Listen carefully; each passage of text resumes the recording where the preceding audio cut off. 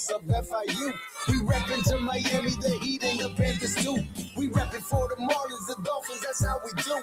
We reppin' for the Crips, so it's always about the you. Hey Jimmy, please get Appel on the phone and tell him that it's home. I finally got his name on the song. Can't do it wrong, cause it sounds so sweet. You speak the facts while I keep the crowd on their feet. Football season be the reason that I be bringing this heat.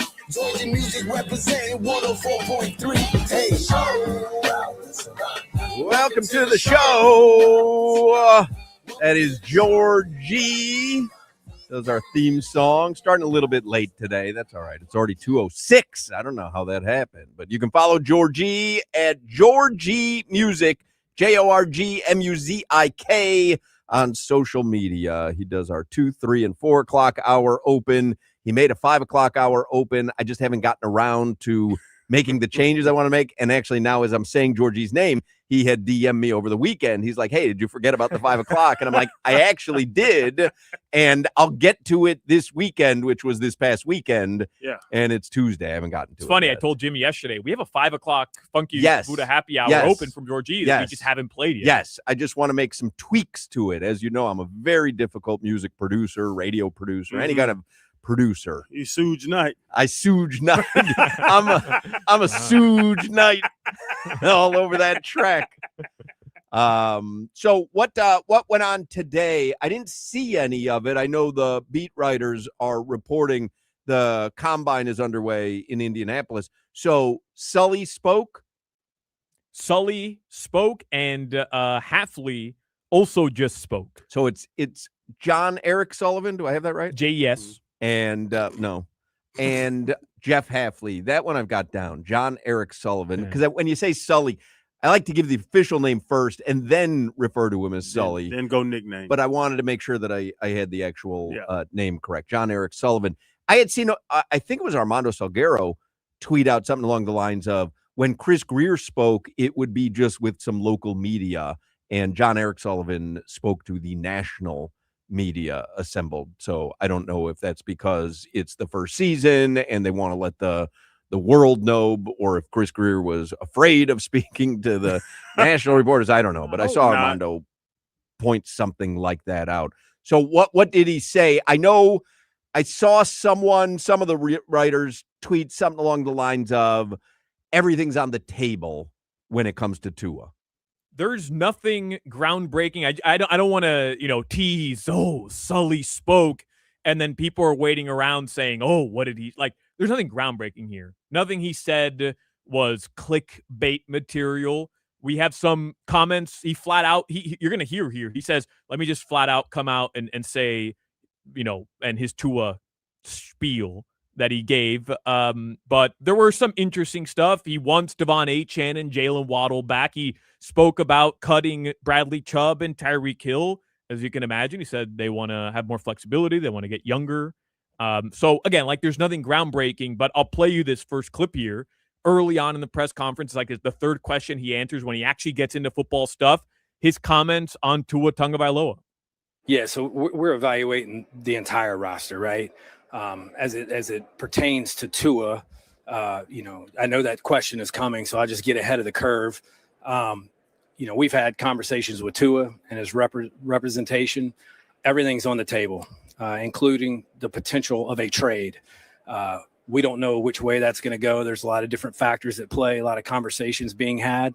But evaluating the roster, Quinn did a nice job towards the end of the year. Excited about what's ahead for him.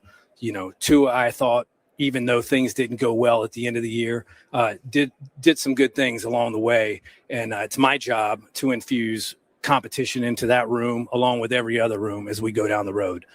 All right.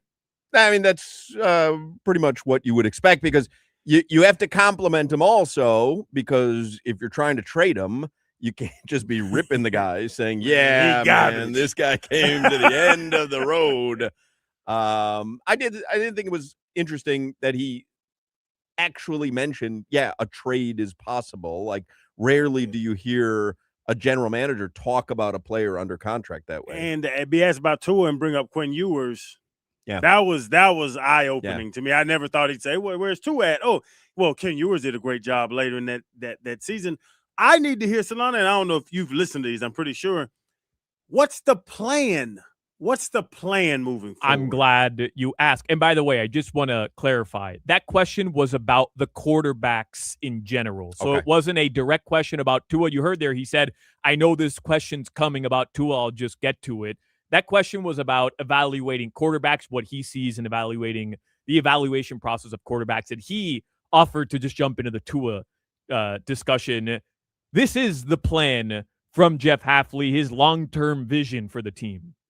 I think when you're talking about Tua or any other player, obviously there's a financial component.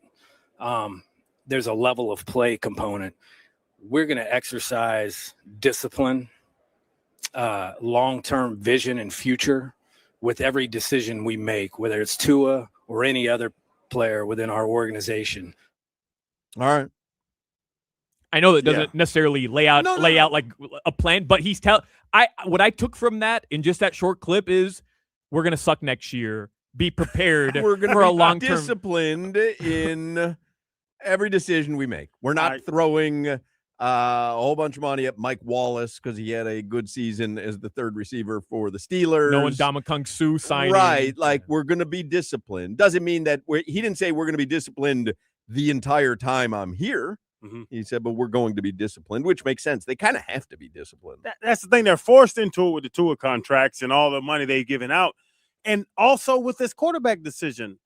Like, my thing with Malik Willis is this a 2-year interview, or do you think he's going to be the guy? Like, it's one of those conversations that I don't know if anybody asked him about this, but is Malik Willis your future, or is Malik Willis interviewing for the future? Well, here's what he had to say about it. It's like we almost had a rundown. Did I miss the pre-show meeting? Yeah, you were down there talking to sales. Here's what he had to say in regards to Malik Willis. The question was something of the sort of like his thoughts on Malik Willis, his future. They didn't ask him specifically about Malik coming to the Dolphins, but because he spent time around Malik Willis, what he thinks about Malik moving on and potentially becoming a starting quarterback. Sure. Very happy for Malik on a personal level, the situation that he's put himself in. Malik's a very, very good kid. It's a testament to him and how he played and the opportunities that he got. As it pertains to the Miami Dolphins, listen, I think I'd be lying to you. Any team that is potentially in a quarterback situation, a needy quarterback situation, if they tell you they're not talking about Malik Willis, that would be a lie. But we've talked about a lot of people, a lot of free agents. Malik's just one of them. We have no idea what that's going to look like in our room. Is it going to be multiple draft picks? Is it going to be a free agent along with Quinn? Who knows? We have so many factors at play. We got a lot of decisions to make as we move through the next couple weeks. But I wish Malik the best. A lot of like for the human being. He's a great kid. All right, so there is zero chance Tua is the quarterback because he said other teams that happen to be in a needy quarterback situation, referring to other teams, including them. Yeah. So, of course, we've talked to him. And then he said, but we don't know what we're going to do with Quinn and maybe some free agents. I mean, literally done with Tua. Tua's not even a discussion point. So you can move off your argument on Tua. Oh, no. I believe it should be on the table, but do I think it's going to happen? No. Tua's not going to have on teal and orange next season. Now, unless they can't trade him and they can't offset some of the salary. It sounds to me like they are. I mean, he's not even taught, because if you were going to keep him there, you might say something along the lines of, hey, maybe it'll be a free agent. Maybe it'll be a combination of Quinn and Tua. Maybe. I mean, there's literally no mention of him there. So I would say that thing is done. There's some breaking news. I just find this interesting. Adam Schefter had tweeted out, I don't know if you saw this, while the NFL is no longer discussing a tush-push ban, the UFL announces today that they have eliminated the tush-push.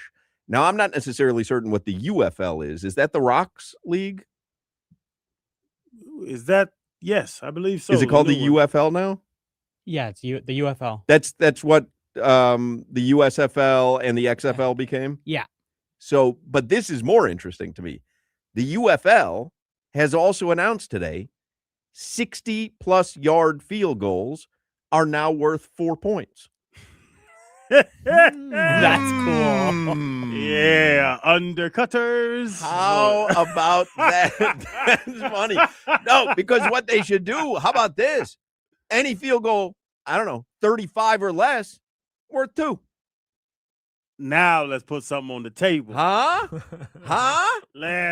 I don't know if Just they could. spitballing here. I don't know if they could take points off the board, but 44 points. It would be the end of your guy. Riley Patterson would be done. It would be the end of your guy. 2-point man. Yeah, interesting there. All right, let's do headlines because we do have a lot to get to today. Josh Appel is going to join us. Joe Zagacki is going to join us. He's in Tallahassee.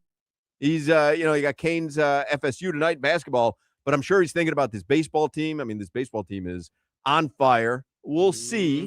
We'll see what happens with Florida. Yeah, Jack. Is Florida good? Yes, they're very good? Yeah. They have Are one they- loss this Are they year. 9-0 good? They're 9-1. I Yeah. believe. All right. Well, we haven't played Lehigh. I'm either. just saying, talk to me when you have an undefeated. Did you guys? I watched some of the highlights today. They had a 5 home run inning the other day. You're talking about the Canes. Yeah, Yeah. and Kyle Seeloff was on the call, and it's funny because he's like, "Oh dear," like he just felt bad for Lehigh. It's Sunday at this point; they've won every game by 100 points, 100 runs. I mean, the Lehigh pitcher, it was like BP. Yeah. He's just his fastball's going 67 miles per hour over the middle of the plate, and the Canes have like legit talent on their team. So I would probably be the ace in the Lehigh rotation. I'm not even joking because you I can't throw throw 75 to 78. You 70 saw the nothing. video. You saw the video. That pitch was 78. 75 to 78. Oh, that pitch was 51. No chance. I think I could be the starter in the rotation at Lehigh. Let's get headlines because so Appel, Zagacki, and a little talk about it Tuesday today as well. And we'll play a little more sound from Sully. Do we have sound from Jeff Hafley too? Has he already spoken? He has spoken. I don't know if he had a press conference or if the tweets I saw from Hafley, they sat down. Sully and Hafley sat down together on the Rich Eisen show. Oh, interesting. So I don't know if he had a solo press conference like Sully did today, or if the quotes were coming from his sit down alongside JES/Sully on the Rich Eisen show. I mean, this is a bunch of BS here. Croqueta King. Hoch, you couldn't even be the ace on the 12 and under Hialeah croquetas. That's not that funny. It literally is not that funny. I think you could throw a croqueta faster than a baseball. I don't understand what is so funny. I don't. Why is everyone laughing? I was pointing out that chat because I thought it was a little bit unfunny and rude. All right, let's do headlines here with Solana. Brought to you by Doral Kia, home of the Pricito, our lowest price. Visit them at Doral Kia or DoralKia.com. Hoch, right before the show, we both had some cafecito. I took 2 shots of cafecito. I also had another shot earlier this morning of cafecito. I'm not kidding. My leg hasn't stopped shaking since we started this show. You give me anything, I'll throw it 100 miles an hour right now. I had a cafecito and I'm drinking a Mountain Dew. And I put it on Instagram and Mike Cunha just DM'd me. Do you have an ambulance on standby? What y'all got planned today? Are we about to fight? I don't have anything planned other than the palpitations that I have going on right now. Why y'all drinking cafecito? Look at the headline up on ESPN right now. Dolphins looking for trade partner for Tua. Oh, 100% believe that. Yeah. After Call hearing Nico Harrison. Call Miko Grimes. See what she got planned. The Miami Heat and Canes Hoops are both in action tonight. Someone wants to know, are you wearing a karate uniform? I don't get it. Looks like you're wearing like a, what do they call them, a gi? It looks like you're wearing a gi. Yeah. Yeah. No, it doesn't. A little You bit. look ridiculous. It's a quarter zip. Nah. It's a You're quarter like zip quarter with zip. no collar. Who Yeah. wears a quarter zip with no collar. collar? What is this then? Yeah. It doesn't What is fold. this? It doesn't fold. What is this, a Collars belt? fold. This is a proper quarter That's zip. a quarter Listen, zip. talk to 50-year-olds about a proper quarter zip. We don't call that a quarter What zip is that? at the clubhouse. Who are you? It's a quarter zip. And by the way, Hoch, I don't know what you're talking about. As long as it has a zipper that only goes a quarter of the way down. Tell me you know nothing about quarter zips while telling me how much you know about So it's a zip up mock tee. What do you have on? It's a mock turtleneck. Oh, it's cold out. He's got the mock turtleneck Oh, working. he's mock turtleneck. What do you have on? That first of all, that shirt hasn't V-neck. fit you in 18 years. V-neck. Your Yeah. man boobs are Yeah. popping out of that thing. It's about to Way hit the too microphone. tight. Way too tight. If you're This gonna is too beat tight? Omar Kelly Yeah. in a fight, you better lose some weight, brother. That is way too tight. Man, I'm sexy. The Miami Heat play Jimmy, tonight. your bichel is showing. Got that. If he knew what a bichel was, he might be. I don't. All right. Boofa. What's the other one? What's that? When the warming up the privates. The like the muffin top there. The muffin top. But there's a word. I know the word you're looking Oh, for, but I okay. don't know what the Yeah, word yeah. is. Sorry, Jimmy. It's okay. Bichel is the belly. Yiddish belly. You got a little bichel. Guy ate the glizzy today. He sent us a picture. Yeah. Where the bickle comes from. Throws down the glizzy, goes right to the bichel. Bichel and the tuchus. You see Jimmy coming from a mile away. That tuchus. You seen that tuchus and that bichel? I'll give you a little sneak preview of my conversations with the ticket wizard at 2J's. Oy, look at the bichel I got working here. Between my bichel and my tuchus, I can't get the schmeckle to work. Ain't no wrong with my I'll schmeckle. tell you what, if Goldie's listening right now, he's rolling. Strong schmeckle. Tell you what, man. If you got the bichel and the tuchus, you got problems with the schmeckle.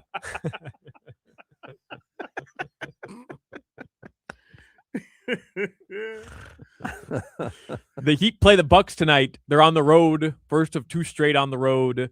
They're Say that to Tommy Tighe during preheat tonight. because Just bring it up. Like, Michael, yeah, they honored Pat Riley with the statue in L.A., Tommy. And, of course, he's always been big on fitness and body fat. I'll tell you, when he had a player and the bichel or the tuchus was a little too, I swear, do that tonight. Come on. How would Pat Riley have reacted in today's day and age if James Harden shows up and he's got the bichel and the tuchus? Tommy, I'm just schmeckle. Jimmy, didn't I work something in to preheat with Tommy Tighe? Do you remember? we listened to it. We listened to it. Yeah, what was it that I worked in? We'll find it. I have Yeah. it there. We played it once. Yeah, we played it on the air. Yeah. When I'm Well- asking you, Jimmy, he stared back at me. I meant Tonight, to look work it in up. bichel and tuchus. Bichel and Tuchus. Bichel and tuchus. Tuchus. Tuchus. Tuchus. Tuchus. Tuchus. Yeah. Why are you doing that with the flourish at the end? Tuchus. Bichel and tuchus, and if Bichel you and can, schmeckle. Schmeckle. How am I going to work a schmeckle in? Well, you say, listen, I see the guys. They fall off a cliff fast. You get the first sign is the bichel, then the tuchus, and then, of course, the schmeckle ain't working.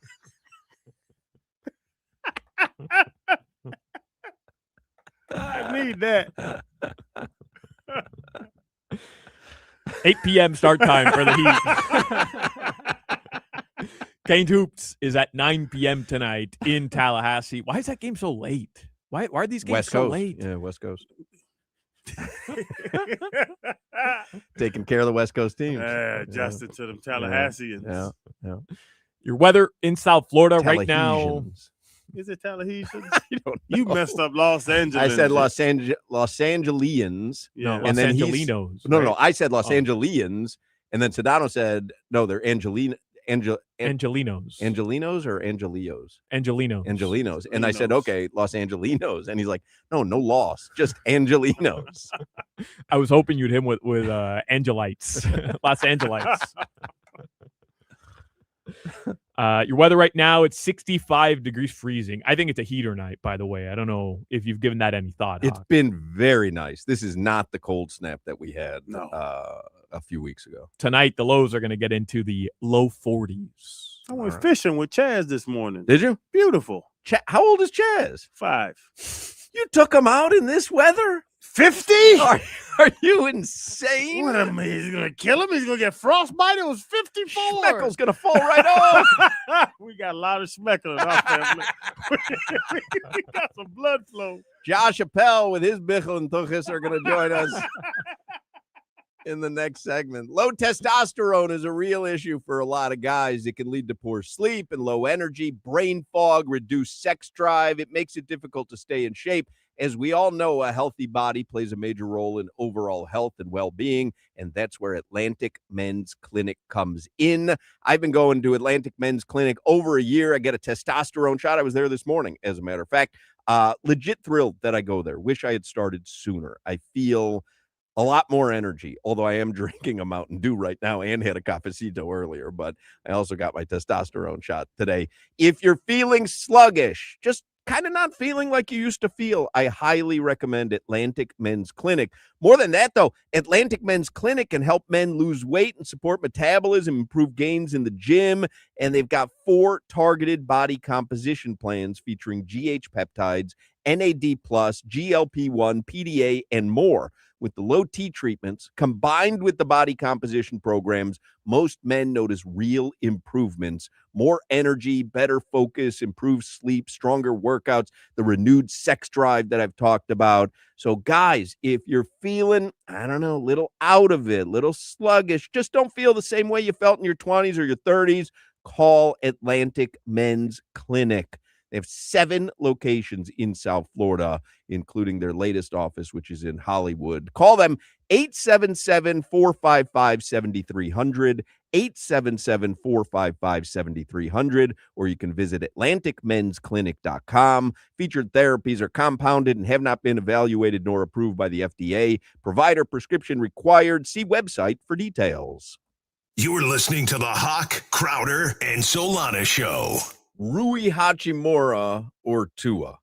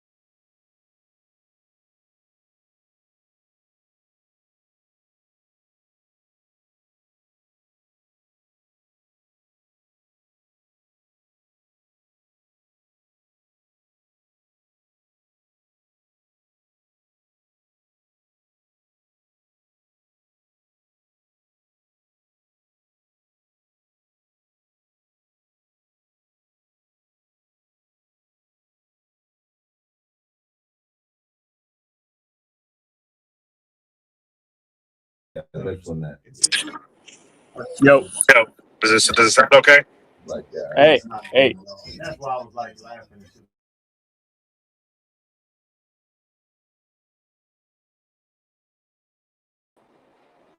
Hey. Does it sound okay? Yeah. Give me take it back to your PA days. Give me something. Now pitching. Pillows. Are you an Uber driver? You're always in the car. Why are you always in the car? My Bickle and my Tuchus are heading up to Tampa to play some golf. This is on the stream, by the way, just so you know. This is live. Yeah, that's fine. Yeah. I said my Bickle and my Tuchus are heading up to Tampa to play golf and I'm heading back on Thursday. You driving Uber? Yeah. I'm Uber Black in the Expedition. Don't play with your schmeckle while we're live on the air. Don't worry. I'll wait till after.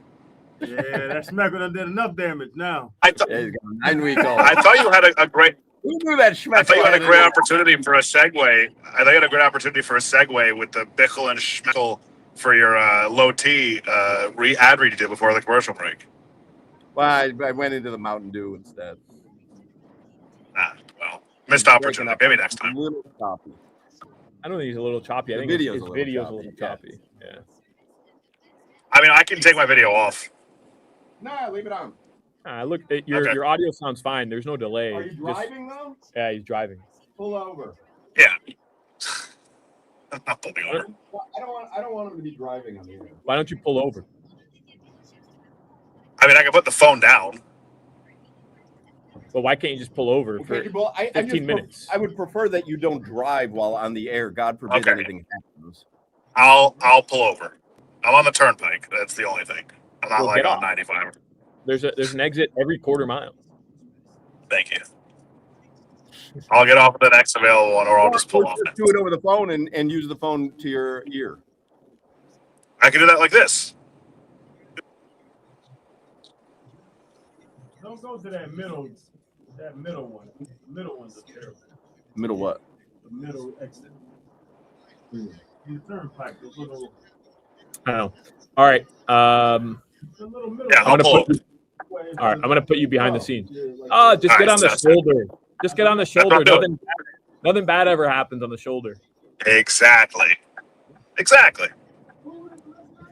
All right, bro. I'm gonna put you behind the scenes. We're back in like a minute. All right, sounds good.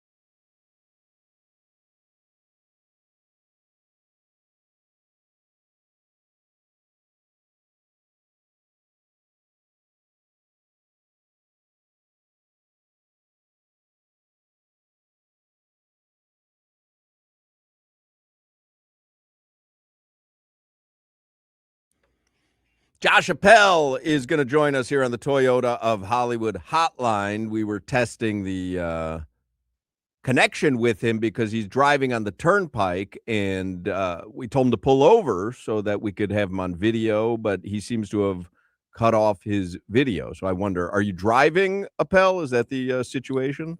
Currently driving and currently pulled over, just for you guys. Well, how could you be driving and pulled over? I just pulled over, and I paused my drive for you guys. All right. Well, it looks like you're moving. I'm just saying. I don't want to. Well, I'm not. There are cars and trucks whizzing by me, and I feel much less safe somehow doing this than I would be if I was actually pull over driving. on the shoulder. I've got enough room over here on the shoulder where I'm okay. Sure? Move a little more to your right. I'd see those cars whizzing by. I'm fine. It's a big shoulder. Yeah. Can you? Hey, flip it into the canal. We were just having an argument in the commercial break. Crowder says the turnpike rest areas are terrible, that the food's better if you go to a standalone place on real exit. If you take the exit to the off-ramp rather than you take the exit to the center of the turnpike where they're coming north and south, so they have it in the center. Kiosk. It's not a kiosk. It's a kiosk. It's a big plaza. Oh. And let me tell you something. If you're driving, say, from here to Orlando, if you stop at the right rest area, Chicken Kitchen, Earl of Sandwich, it used to be Sparrow. I believe it's Villa Pizza now. Yeah. I don't see any difference. In fact, I think the turnpike rest areas are better food than if you risk it at some nameless, faceless exit. The same Wendy's person works at Villa Pizza that also works at Chicken Kitchen. She's running behind. How can she give you something positive? How about because they have the capabilities? You get a Wendy's person off the regular exit, they can't do that. They don't have. You show them a pizza, they don't even know what they're looking at. They locked in, Hawk. They only know burgers and nuggets. What about the souvenir store? You don't get that at the standalones. That's what Solana was saying. You can get lottery tickets. You can get Starbucks. You can get Dunkin' Donuts. You can get candy bars. Those turnpike rest areas are a godsend. I like specialties. Yeah, but when you say specialties, you're talking about stopping at Taco Bell. The Wendy's and Taco Bell person, that's what they do. Is they're a Wendy person, a taco person. I don't want a souvenir and a water from my pizza person. Well, I don't want the person who's happy being locked into a gig at Wendy's. I want one who sees other opportunities. Every day they walk in, they go, you know what? If I work my ass off here, I could be a chicken kitchen to an original chop by the end of the year. So you want a linebacker that also plays receiver? I want a linebacker who's not happy being a linebacker, who wants to be a receiver. What's wrong with versatility? Yeah, what's wrong with versatility? I like my quarterbacks to be quarterbacks. So where do you stop? Do you stop at the turnpike rest area, or do you stop at a standalone? And the only one that I'll give you is Yeehaw Junction, because Yeehaw Junction, that's a special exit right there. That's a good one. So normally I like to do these drives in one straight shoot. Like I go to the bathroom, I get my water at the first gas station fill up before I leave, and I try and make it all the way through. If not, it's just whatever's more convenient. But I am partial to the turnpike, dual rest stop, gas station, Earl of Sandwich, Wendy's, all of those. I am partial to those. Yeah. So you do all in one stop? I hate that. I try to stop at every. Why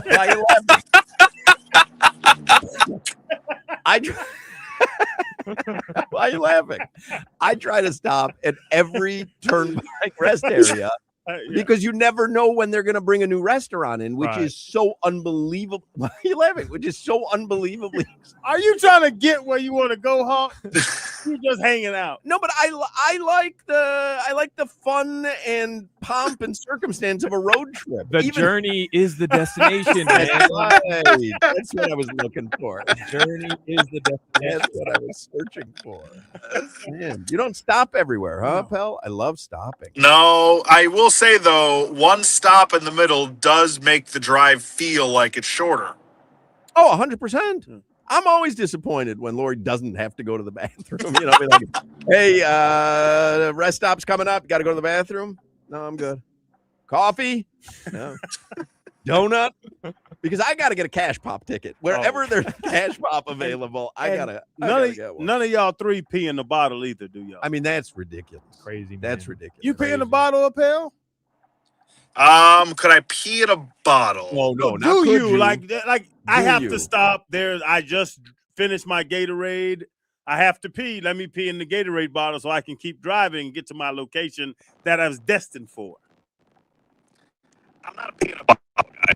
I'm just not. What happened to Appel's connection? Yeah, it doesn't sound too good. Appel, reconnect. No, he's back. He sounds good now. I don't know what happened. Nah, it's bad. Let's reconnect with him. Reconnect. It's I think what happened was the phone company heard the ridiculous conversation we were having and said, we can't waste any line on this. We've got to keep this line open for emergencies. I don't like people. What Appel just said, I don't want to stop anywhere. I want to do it in one straight shot. I hate getting into a car with that much pressure, because now if I do have to relieve myself, I can't even muster up the courage to tell them, because they're going to almost demean you. Oh, we got here late because Solana had to stop and pee. But no, we're on a drive. We're fine.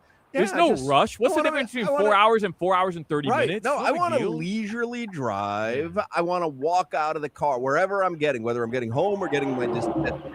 I want to walk out of the car, have 6 or 7 empty bottles, 6 or 7 wrappers, some beef jerky coming out of my teeth. I want it to be a whole thing. Oh, action. No. You have to get to the destination. Y'all don't try to beat the time on the Maps app. You can't. I beat it. Not true. Yeah, you can't do it. The thing with the GPS, you could put the pedal to the metal. it's going to be within 10 minutes of whatever it tells you at the beginning. So there's no point in flying through everything. It's literally going to be within 10 minutes. Yep. I know. And if I could get 9 minutes knocked off, I accomplished something. Not worth it. No pee in a bottle, but definitely try to outrun the GPS. Hey, did you see, Appel, that Matt Mervis hit a 3-run ding-dong for the Nationals yesterday? I did because you sent it to me. What happened to Appel? He sounded better before, and now he sounds like he's very distant. Sounds like he has his hand over the speaker, Appel. Maybe adjust your grip. Or did you have it on Bluetooth? Am I better now? Yeah, much better. Yeah, I don't know what's happening. 5-hour energy bottle. Yeah. So he, Crowder, when he goes on a road trip, even if his family's in the car with them, you have to pee in a bottle. Crowder lives as if it's Little House on the Prairie. Action. I live as if I've got all the technology in the world that tells me what's coming up and where I can go and things I can do. And Crowder, you think that it's better to risk you going over a bump in the road and getting pee all over your car from missing the bottle as opposed to just stopping for 3 minutes at the gas station or the rest stop? Where are you driving? I'm on the turnpike. What are you on, a country road? Also, what do you mean? bumps You have in the to aim? road. You can't just put it right in there? Yes. I mean, listen, come on. I don't know about you guys, but I I put mean, it right in there. I don't know I what mean- you. There's no chance of spilling. Yeah, you can't miss that. I don't know about you guys, but I have a different reality than me. God loves me. Are you kidding me? I was talking about a juice box. You take the straw out? Does anybody even really want to? No, I put the straw in.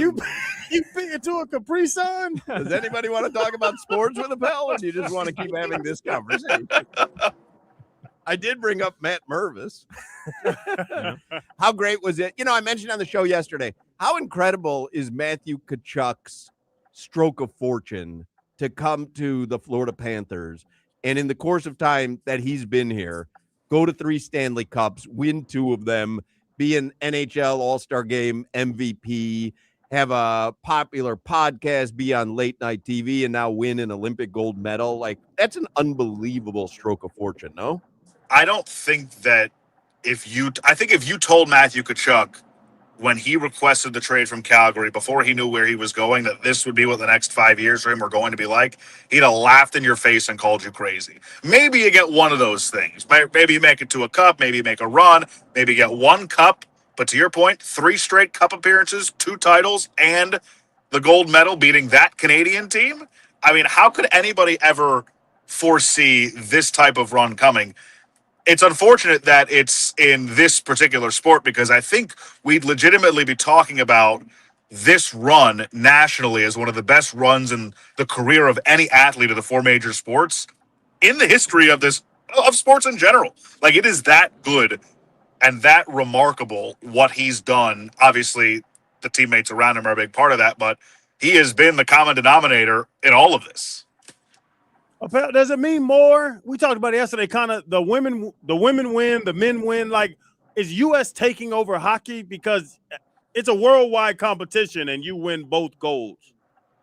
I think the women have a pretty good stranglehold on their side of things, but as amazing as the win was for the United States over Canada, if you watch that game, Team Canada probably should have won that game 6-2. I mean, Connor Hellebuck put in a legitimately heroic performance, and then I know that Canada was given some sour grapes afterwards about 3-on-3. It does kind of rub me the wrong way that we're deciding the gold medal with 3-on-3, but at the same time, both teams got to play under those rules, and they're throwing out Cale Makar, Nathan McKinnon, and Connor McDavid in their 3-on-3. So I'm not exactly having that much sympathy towards them when it comes to that, but it's one of those games where, like, I know I've talked about this before on this show, the deserve to win-o-meter, where it basically puts together all the analytics, expected goals against, and it adds that all up, and it gives you a percentage of, like, the amount of times over 100 games, if this exact thing happened, the percentage of time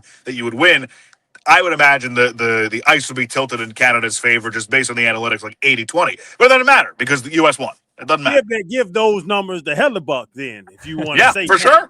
For sure, it was a heroic performance. It was unbelievable. I don't understand why they'd be outraged if a 3-on-3 it literally benefits them when they can have Connor McDavid on the ice against only two other skaters. Like it doesn't make any sense. Appel, as the most hardcore Panthers fan I know, was there any part of you watching that gold medal game that was a little conflicted in your allegiances? I'm not suggesting you were rooting for Canada, but Sam Bennett, Rhino, Marchie on the other side, none of them necessarily had great performances in that gold medal game. I know there were some Canadian fans kind of going at Sam Reinhart because of his lack of performance, even though it's unfair. He doesn't play the same amount of time he plays with Florida. He played like 6 minutes a game in the Olympics. It was crazy. I just wonder if there was any part of you that was a little bit conflicted as such a hardcore Cats fan.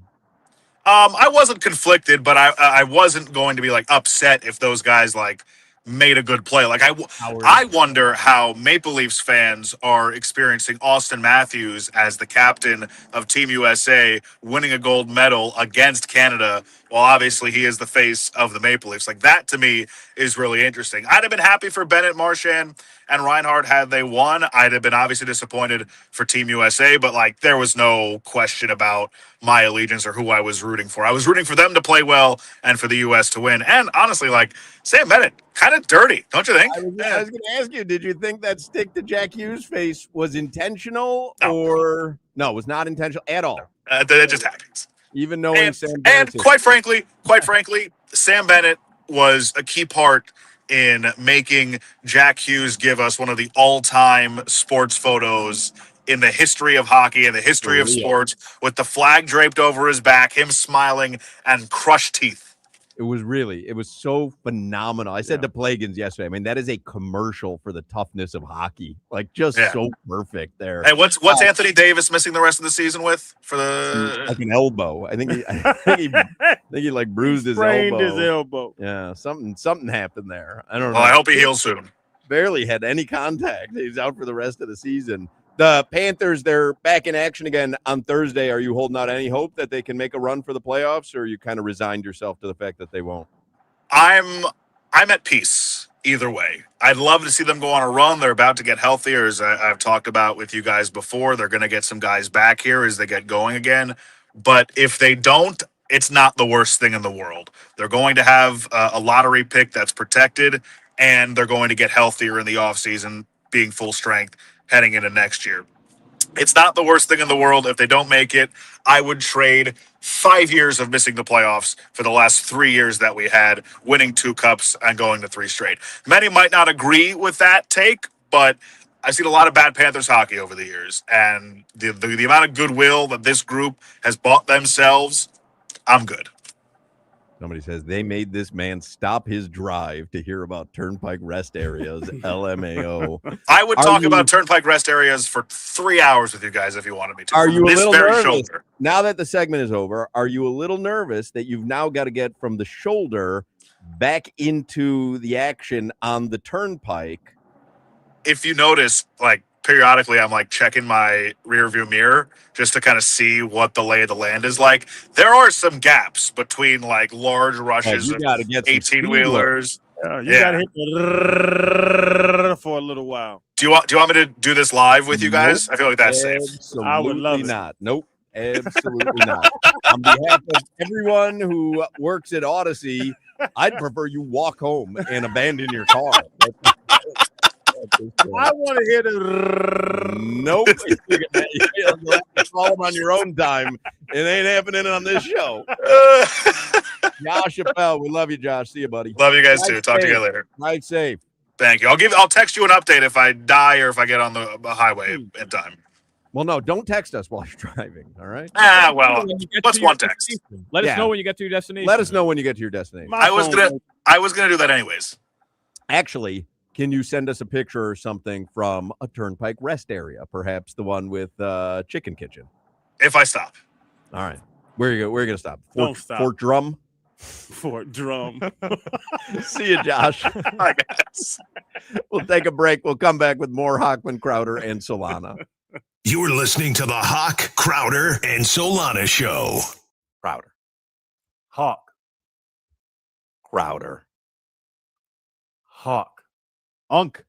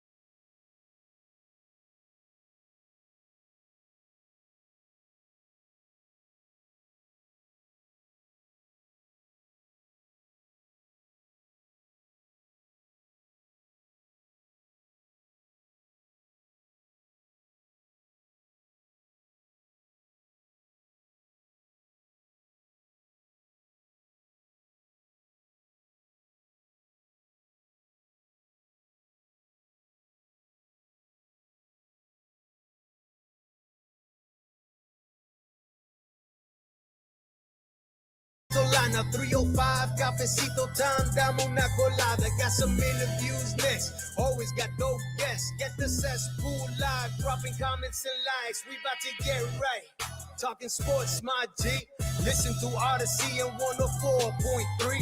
Live and back on GeorgiaMusic.com. Hitting it at the park like the Matt Mervis bomb of power. Get ready for the 3 o'clock hour. Get ready for the 3 o'clock hour. Get ready for the 3 o'clock hour. Get ready for the 3 o'clock. Georgie Ready for the 3 o'clock. has a line in the 3 o'clock hour open that says, hit it out the park like a Matt Mervis bomb. And I had mentioned Matt Mervis hitting a 3-run bomb last night in spring training. I have been corrected by Jimmy. It was a ground rule double. It did not count as a home run. And so he had a ground rule double last night. He is still looking for his first spring training home run for the Washington Nationals. I make fun of Mervis. He might be your best attachment you've grabbed on. Montez Buzelis was Montez Buzelis ain't worth a damn. He was in the dunk contest his rookie season, and he was in the Rising Stars this season. He missed all his dunks. Well, there is that. There is that. Somebody says Joe Mack grand slam. Joe Mack get a grand slam? He did. Does he play for the Marlins? Yes, he does. I'm just kidding. I think that's one of the guys that Appel had told us about a couple of weeks ago. Like, that was one of the guys. He was like, don't sleep on Joe Mack. He's big as hell. Joe Mack? Was that the guy? Yeah, one of the guys that said he's big as hell. I just remember him mentioning Joe Mack. So do we have more sound here, Solana, from John Eric Sullivan and his media availability at the Combine today? Yeah, we do. We have more stuff from JES. All right, but we're not going to call him JES. And he put that to bed with his opening press conference when he said everybody calls him Sully. So what do we have here? Discussions about the cap once again. He really, I think, expands on what we heard earlier in terms of he makes it known where they're at and where they need to be. Yeah, you know what? I don't want to get into all the what ifs in terms of who we may acquire, may not acquire. I understand the question. Obviously, you know, it's no secret that we're in a bit of a strain salary cap wise. I think, you know, you can you can always do what you want to do within the salary cap. That means you have to kick things down the road. We're in a position, without speaking specifically, I think we're in a position where we need to get back into a healthy state within our salary cap. So yeah, I mean, I think anytime you look around the league, there are teams that kick the can down the road every week. So can you? Yes. Will we? I'm not here to say that. Chris Greer was the Messi of kicking the can down the road. Yeah, which I by the way, don't mind.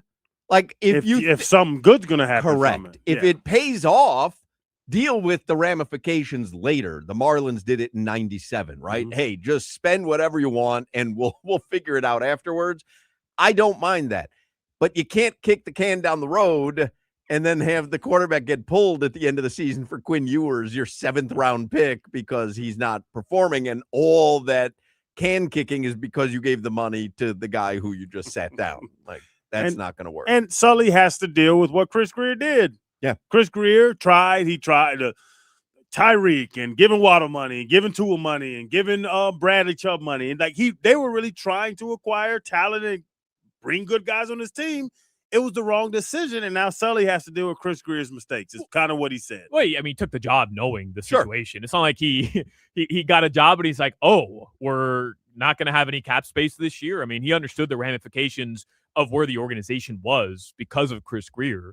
So I imagine he laid out a plan to Stephen Ross when he applied for the position and had his interview. Well, when you hear him saying that, you know that's exactly what he said in the interview.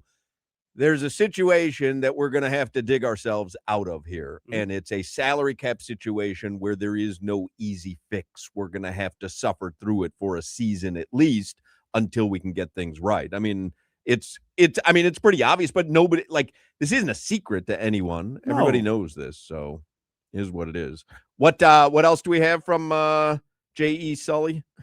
Here his I'm gonna go with Sully. Can I just go with Sully? Yeah, J.E. Sully. Y'all are crazy. Here are his comments on the decision to move on from Tyreek Hill and Bradley Chubb. Sure. I mean, I think the first thing I would say when it comes to Tyreek Hill in particular, marvelous player, right? One of one, Hall of Fame caliber, very, very appreciative of what he accomplished here in Miami. I think when you look at just where we were as a salary cap, obviously he's dealing with an injury right now, his age, it just made sense for us to move on down the road. He was very understanding. He could not have been more professional in our phone call. And then with Chubb, kind of along the same lines, very good player, accomplished a lot of really good things. There's just salary cap implications where we kind of need to get, we need to get younger and cheaper. And those were some avenues for us to do that. But very good players here, very appreciative of what they did while they were with the Dolphins. I think it would be funny if he said, "Oh, Tyreek, yeah, he's not going to want to be here for what we're about to do next season. We were doing him a favor. That guy's not going to want to sit through next season." And that knee shot. It's exactly what he said, but there's more to it. The old Chappelle skit, the translator, right? Like the knee shot. That knee shot. Yeah, no. An injured veteran is not the thing you need on this team. Injured veteran, Bradley Chubb and Tyreek, one of the best to do it at his position. Yeah. Like, it just didn't make any sense. Anything else from Sully? We'll have some more coming up in the next couple hours. All right. Anything else worthy of discussion from what he had to say? I was looking through Twitter just to see if he had said anything that was, I guess, worthy of reading into. Joe Shad tweeted out, "I asked John Eric Sullivan, how do you balance the idea of adding a 30 to 34-year-old veteran quarterback who might lead a team to a handful of wins versus the fact that quarterback addition, even though he might be helpful in the room, might not be the long-term answer," which is what you've been saying. Mm-hmm. And he says, John Eric Sullivan answered, "That's a great question. You don't make decisions in a vacuum. It's always a case-by-case basis. Like, one, what does the financial component look like to that? Two, if this guy doesn't win the job, what kind of teammate is he going to be for a potential young player who is in the room? And is he going to be a good sounding board, kind of a coach in the room?" So there's maybe an avenue or an answer for what you've been asking. Yeah. Hey, maybe they like the idea of having a veteran in there because of the tutoring that would go on from the right person in the quarterback room for a young quarterback. But are you you need a $20 million a year tutor? Because that's what Malik Willis. Now I'm looking at it, and I don't know if y'all saw what Dan Orlovsky said. I mean, it's crazy numbers that they're talking about. He was talking about 40 a year because now guys are making 50. So you bring in, and the numbers are going to be the numbers. We'll figure it out here in a couple months. But bring Malik Willis in 2 years for 50, 60, 2 years, 60 to tutor Quinn Ewers. This is what Barry Jackson. They give me $3 million. I'll live with Quinn Ewers. I'll stay in his guest room. I'll swaddle him at night. I'll rock him to sleep. What? This is what Barry Jackson from the Miami Herald tweeted out. Sully reiterated during his private session with 7 Tri-County reporters that, quote, "We're not going to be big shoppers in free agency, but we will have an opportunity to add a role player or two who will help us out." And Barry writes, "First sentence creates serious skepticism regarding the likelihood of a Finn's big money offer to Malik Willis. We'll see." And then Barry Jackson says, "My question is, who's the team who breaks the bank on Willis and gives him $30 to $35 million a year that 2 respected NFL insiders are projecting? The Jets, the Browns, the Cardinals. Who's going to give Malik Willis? Someone's going to. 30 mil a season? That's the question. I mean, it's crazy. It ain't going to be the Dolphins. No. So who's it going to be? That's Baker money, by the way. Mm-hmm. Think about that. That's Right. Baker Mayfield money. The funny 3 thing, for 100. funny thing is, 33. I would give it to Baker.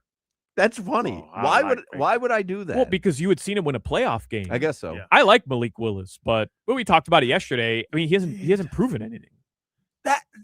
This is and I don't want to badmouth the Malik Willis situation. everybody's defense of Malik Willis is that he fielded great when Jordan Love was out. He threw, 3 touchdowns, 0 interceptions, 58% completion. He backed up a good quarterback. Like, I don't understand why this attachment to Malik Willis is so crazy and exciting. Well, because he didn't look like a dud in Tennessee. Like, he looked like he had some talent. Again, I know you told us the numbers and how many starts he had was like non-existent. But it's very reminiscent. Remember, was it Matt Flynn from the Patriots that went to Seattle? Seattle got a couple starts, won a game, and they gave him a bunch of money. Yeah. Then he became Matt Flynn again. Right, yeah. The 30 Willis to 35 million. I mean, I guess if you have a ton of cap space and it just doesn't matter, you want to try, like, you're not in the tanking mode, and so we're trying anything, I guess it would make sense. But this is the new fad in the NFL. Let's be honest here. Find the next resurgent quarterback. Yes. I mean, literally a team just won a Super Bowl doing that. But you don't find him at 30 to $40 million a season. You end up paying that after you found that guy is the resurgent quarterback. You're not signing Sam Darnold for $30 million without seeing already what he can do, or Daniel Jones. You know what I mean? Like it like you don't like, you find the guy and then you go, okay, now we're going to reward you. In Tennessee, he started 3 games in 2 years, played in 8. He did not throw a touchdown in Tennessee. He had 3 interceptions. He rushed for 1 touchdown. The Tennessee stuff is bad. 0 touchdown, 3 interceptions. Then in Green Bay, he started 3 games, 2-1, and had 3 passing touchdowns, 0 interceptions. A touchdown, 7 points a game. Let me ask Claude. Hawk, like, why is everyone talking about Malik Willis? I feel like you have the stats wrong. That's why I want to ask Claude. It's not, Hawk. I'm looking at him right now. It's the tallest short person. Hey, everybody's 5 foot. He's 5'1". What did we all see, including NFL general managers? Anybody see? Well, someone's going to give him $30 million a year. That's the crazy thing. If there was somebody else that was there at quarterback right now in free agency, I don't think he would be the top guy. But he's 26 years old. He's going against Marcus Mariota and Kirk Cousins. It's like you have to eat what you have. If you go to a club where no pretty girls are, the prettiest ugly girl is the pretty girl. Yes, Claude. Hey, Hoch, what's up? Curious, Claude, your opinion on Malik Willis. Will he be a good starting quarterback in the NFL? That's a tough one to call right now. Yep. Willis has got the athleticism and arm talent, but he's been bouncing between teams and hasn't gotten consistent playing time to really develop. Let me search for the latest on where he is in his career so I can give you a more current take. Right. So Malik Willis is actually shaping up as one of the most intriguing stories in free agency right now. He's gotten real minutes with Green Bay over the past couple seasons and looked pretty sharp, especially in that Week 17 game against Baltimore. The talent is definitely there. Arm strength, athleticism, and he's only 26, so he's got time. That said, it's a big, it depends on the situation. He's got the upside to be a solid starter with the right system and coaching, but he still needs the right landing spot to prove it consistently. Solid. That's literally the best answer we've had. I'm telling you, Claude just gave the best sports radio answer. He just straddles the fence. Have a take, Claude. What do you think you do? Take a side, Claude. Claude said he has a great chance. So not a guarantee, a great chance. Claude at least gave me the game that maybe gets him paid. Week 17 against someone. I wasn't listening to what Claude said. A chance of being a solid starter. Well, what do you want? I want a chance of being great. No, I understand that, but I'm saying if you're in the market for a solid starter, then Malik Willis seems to be your guy. In fact, the prettiest ugly guy, the cutest ugly guy. NFL team might not do themselves a disservice by not paying a general manager millions of dollars and just asking Claude. Girl walks into a club as a bunch of 4s. Now she sees the 5, and now the 5. That's the baddest thing here. Still a 5. Still a 5. I wish Malik Willis the best. I hope he's a Hall of Famer. He might just be a 5 in a club full of 4s. What are the other options for Claude in terms of voice? Got to be a woman. I honestly don't know. That's the default, but I can ask him.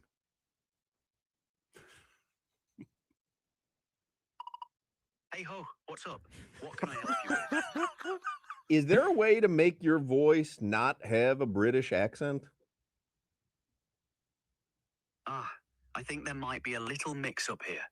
I'm Claude, the voice assistant you're talking to, but I don't actually have control over my own accent or voice. That's all handled by the text-to-speech system on your device, not by me directly. Oh. If you want to change the accent or voice, you'd need to adjust the settings in your device's accessibility or voice settings. That's where you can usually pick between different voices and accents. Do you want help figuring out where those settings are on your device? No, I like you just the way you are. Oh, thanks, Hoch. I appreciate that. Is there anything else I can help you with? Ask him why he takes breaths. Why do you take breaths if you're not a human? Oh, that's sweet of you to say. He breathes in. Yeah, that's a good point. Yeah, you're a robot. Yeah. He sounds like me. Yeah. Fascinating. Set your setting to Leroy. I just want to see the other settings. Like Leroy Horde, the thing wouldn't shut up. The thing wouldn't shut up. You're like, okay, I got it. I got it. Can Claude be Rashad? I don't know. What up, player? I have a tough time believing that's a phone setting and not a Claude setting because nothing else that I have on the phone comes out British. Yeah, it's impossible. That has to be Is a it Claude setting. impossible? It has to be a Claude setting. What is that, an app? No, it's a guy in my phone.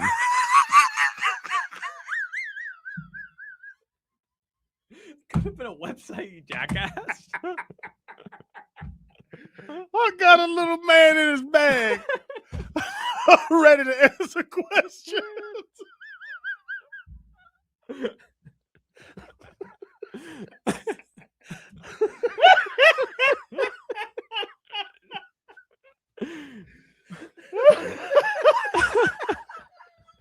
What up, player? It's dark in here. Could have been a website, man.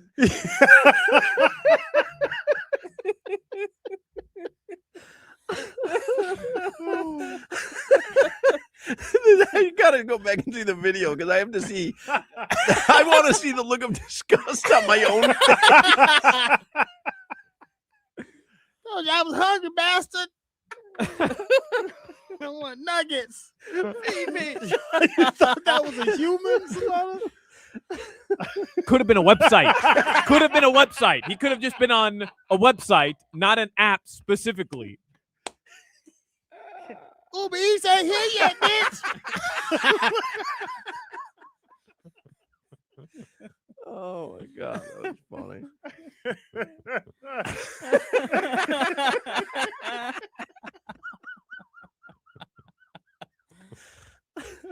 Oh,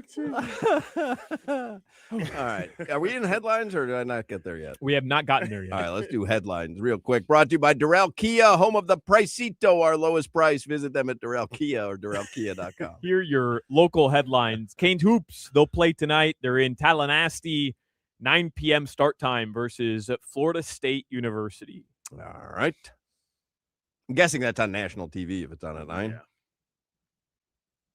That's why the late start, Yeah. I would guess, yeah. I'll double check for you. Canes Hoops. Who do they play? FSU. FSU. That is 9 p.m. start time, and that is on ESPN. Oh, there you go. You can hear it also on AM 560 tonight. AM 560. You get Heat on the FM and Canes on the AM. Speaking of Tallahassee, I just thinking about being in Tallahassee, the Mario Cristobal stuff that we were texting about today. Oh my God. With him roasting every Just other city. Roasting. Man, don't tell nobody because Mario's still in my heart. Did you see they released the list of names for the 2026 hurricane season today? Of what? List of Hurricanes. Oh, where they show actual what the hurricanes will be named. weather event. Yes, I'm sorry. Yeah. I'm Made it thinking sound, about yeah. the I'm sorry. the roster. No, I'm the thinking A roster. through Z, Yeah. the hurricanes names. No. The hurricane for C is Cristobal. Hurricane Cristobal will form in the Atlantic at some point. Aren't these supposed to be first names? That's true. Yeah, that's a first name, Cristobal. Yeah, go by Chris. That's a Hispanic first name. Cristobal, maybe, but Yeah. Why you just say it with different inference? Well, because and say if it was in Spanish, it wouldn't be Cristobal. It'd be Cristobal.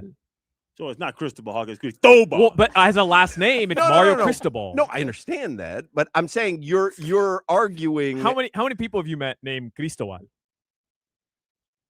not many. As a first name? as a first name? Well, I don't think I would get introduced to someone as Cristobal. I think I would be introduced to someone as a Chris. What's up, this Chris? But I do find it funny that you say, well, no, it's got to be a first name. And then I said, it is. And you said, oh, Cristobal. Like, but you knew that that's what it was when it was Cristobal. It was like all of a sudden you heard something new. Heavy T. Cristobal. I didn't make the list, by the way. I'm just reporting It's a it. stupid list. I'll take it up with Max Mayfield. I don't As know. Hawk, what's the C should be? Cristobal. What, are they running out of names? They're going to the Spanish names? Well, they can never reuse a name. I know the rule. They can never reuse a name that has made landfall. But if it just stays out in the ocean, doesn't go anywhere, they can reuse that name. Man. Hope that third one doesn't make landfall. He'll tear some bleep up. Yeah, I know it's Cristobal. That joke about to be hell. They're getting real. I'm looking up the name too. They're getting real cutesy with the names. Faye, Fay. Yeah, She gonna be cute. You've never met a person named Faye. my grandma's name. Get out of here. Faye, Yeah, Grandma Faye. Man, Grandma Faye. Your grandma's name was Faye. Man, beautiful woman. Cap. Why would I lie about my dead grandma's name?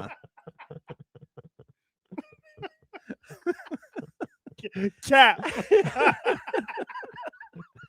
And she did wear a pillbox hat, which was a cap. But no, yeah, it was Grandma Faye. Yo, bad mouth, big Faye now. Edward. Oh, it was Faye a nut too. Hey, Faye was wide open. It was a nut. Did you say Edward? Well, it's not Edward. That's what I'm saying. They're getting cutesy. Edward. French. Edward. It has an Inye over top the W? No, it has no W, and it has EDOUARD. Edward. Edward. Oh, Edward. Edward. Mm-hmm. Edward. Edward. Man, he ain't gonna cut it. The Heat play the Bucks tonight, 8 p.m. Hey, Myron Gardner was fined. You guys see, we didn't even talk about it yesterday. Yeah. The fight between him and Scottie Pippen Jr.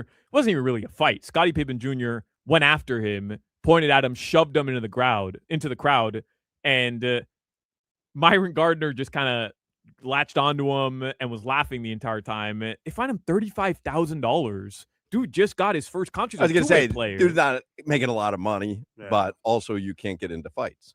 But he didn't initiate the fight, and he didn't take any swings. He didn't punch anybody. He didn't retaliate on the fight. He just held his ground. Next time he should get his No, money's worth. he went towards him. No, he didn't. No, when he got pushed, then he jumped back up and No, he didn't. Scottie Pippen I Jr. watched the shoved video. him. Yeah. And he held his ground, and then they went to the ground he held together. on to him. Stupid. No, I'm with you. Scottie Pippen didn't even get suspended. I watched the Malice in the Palace, Solana. That was not aggressive behavior. It but looked the like it might game break out dictates into it. something, though. Yes. Like for a minute there, you were like, oh, it's about to get good. It looked old school. Yeah. And the way he went after him. Yeah. How does Scottie Pippen Jr. not get suspended But the for vets got to take care of Myron's fine there. I was a vet, no. I mean, come on. If you're making $40 million a season, and what could Myron Gardner be making? What's the league minimum? Well, he got a 3-year deal. I don't know what it was. Oh, he making $500,000 a year. yeah, but to get fined $35,000, he's got to be making more than $500,000 a year. I think the $3 minimum. million, $4 million, $5 million. No, no, Jack. This year, 1.3, just under, $1.3 million. You shouldn't have made Scottie Pippen Jr. mad. I ain't paying no money for you. Actually, no, this year he's only making $395,000, but his contract kicks in next year, $2.58 million next year, and then $2.52. I mean, $300 and something $1,000. First of all, 10% goes to the agent. 3%. 3% go to the agent. Yeah. So that leaves him with $70,000. You got your calculator out? Are you telling me my agent's ripping me off? He walking with $250,000 and he has to pay $35,000. That's a lot of money. Game. That's a large percentage Yeah. of it, but I'm not. If I'm a vet, I'm not paying anybody's fine. I mean, everybody put in $2,000. For what? Including, I didn't fight nobody, including coach. Everybody put in $2,000. That's whole organization. $30,000. He pays $5,000. We have to get a GoFundMe account because he fought Scottie Pippen Jr. Hawk, get out of here, man. Go home and deal with yourself. He dealt with heat culture. I have to pay for that? Yeah. I don't think any vet. No, I'm not. I don't think. I know no vet paid any rookies fines, and I've never had a fine paid for me. You don't know that. I can see Zach Thomas doing it and saying, don't say anything to the rest of the guys. Zach Thomas is not paying it per another person's I bet fine. he was. I'm going to take Zach. All right, I'll ask Claude. How you going to ask Claude what Zach would do? It's an app I have. Thought it was a real person. Your weather. In South Florida right now, it is currently 66 degrees. Tonight, the lows will dip back into the mid-40s. That's your weather. How about that? Joe Zagacki is up in Tallahassee, and we're going to talk to him in the next segment. Championship Meet Energy is nonstop at Gulfstream Park with live racing every Thursday through Sunday with featured stakes races on Saturdays. Gulfstream Park also offers the hottest slots and electronic table games and combines the excitement of casino gaming with the thrill of thoroughbred racing in one electrifying destination. The Fountain of Youth Stakes is this Saturday. Tickets are on sale now. This Saturday is also the next Taste at the Track, Bourbon and Barbecue. So secure your tickets for an unlimited tasting experience that's all about crafted bourbon cocktails and traditional barbecue bites. Enjoy a unique experience while you watch and wager on the Fountain of Youth. Cirque du Soleil, Lucia, is currently playing at Gulfstream Park right now. It runs through April 25th. They've got the big top set up there. It's a extraordinary show. You can get tickets right now at gulfstreampark.com.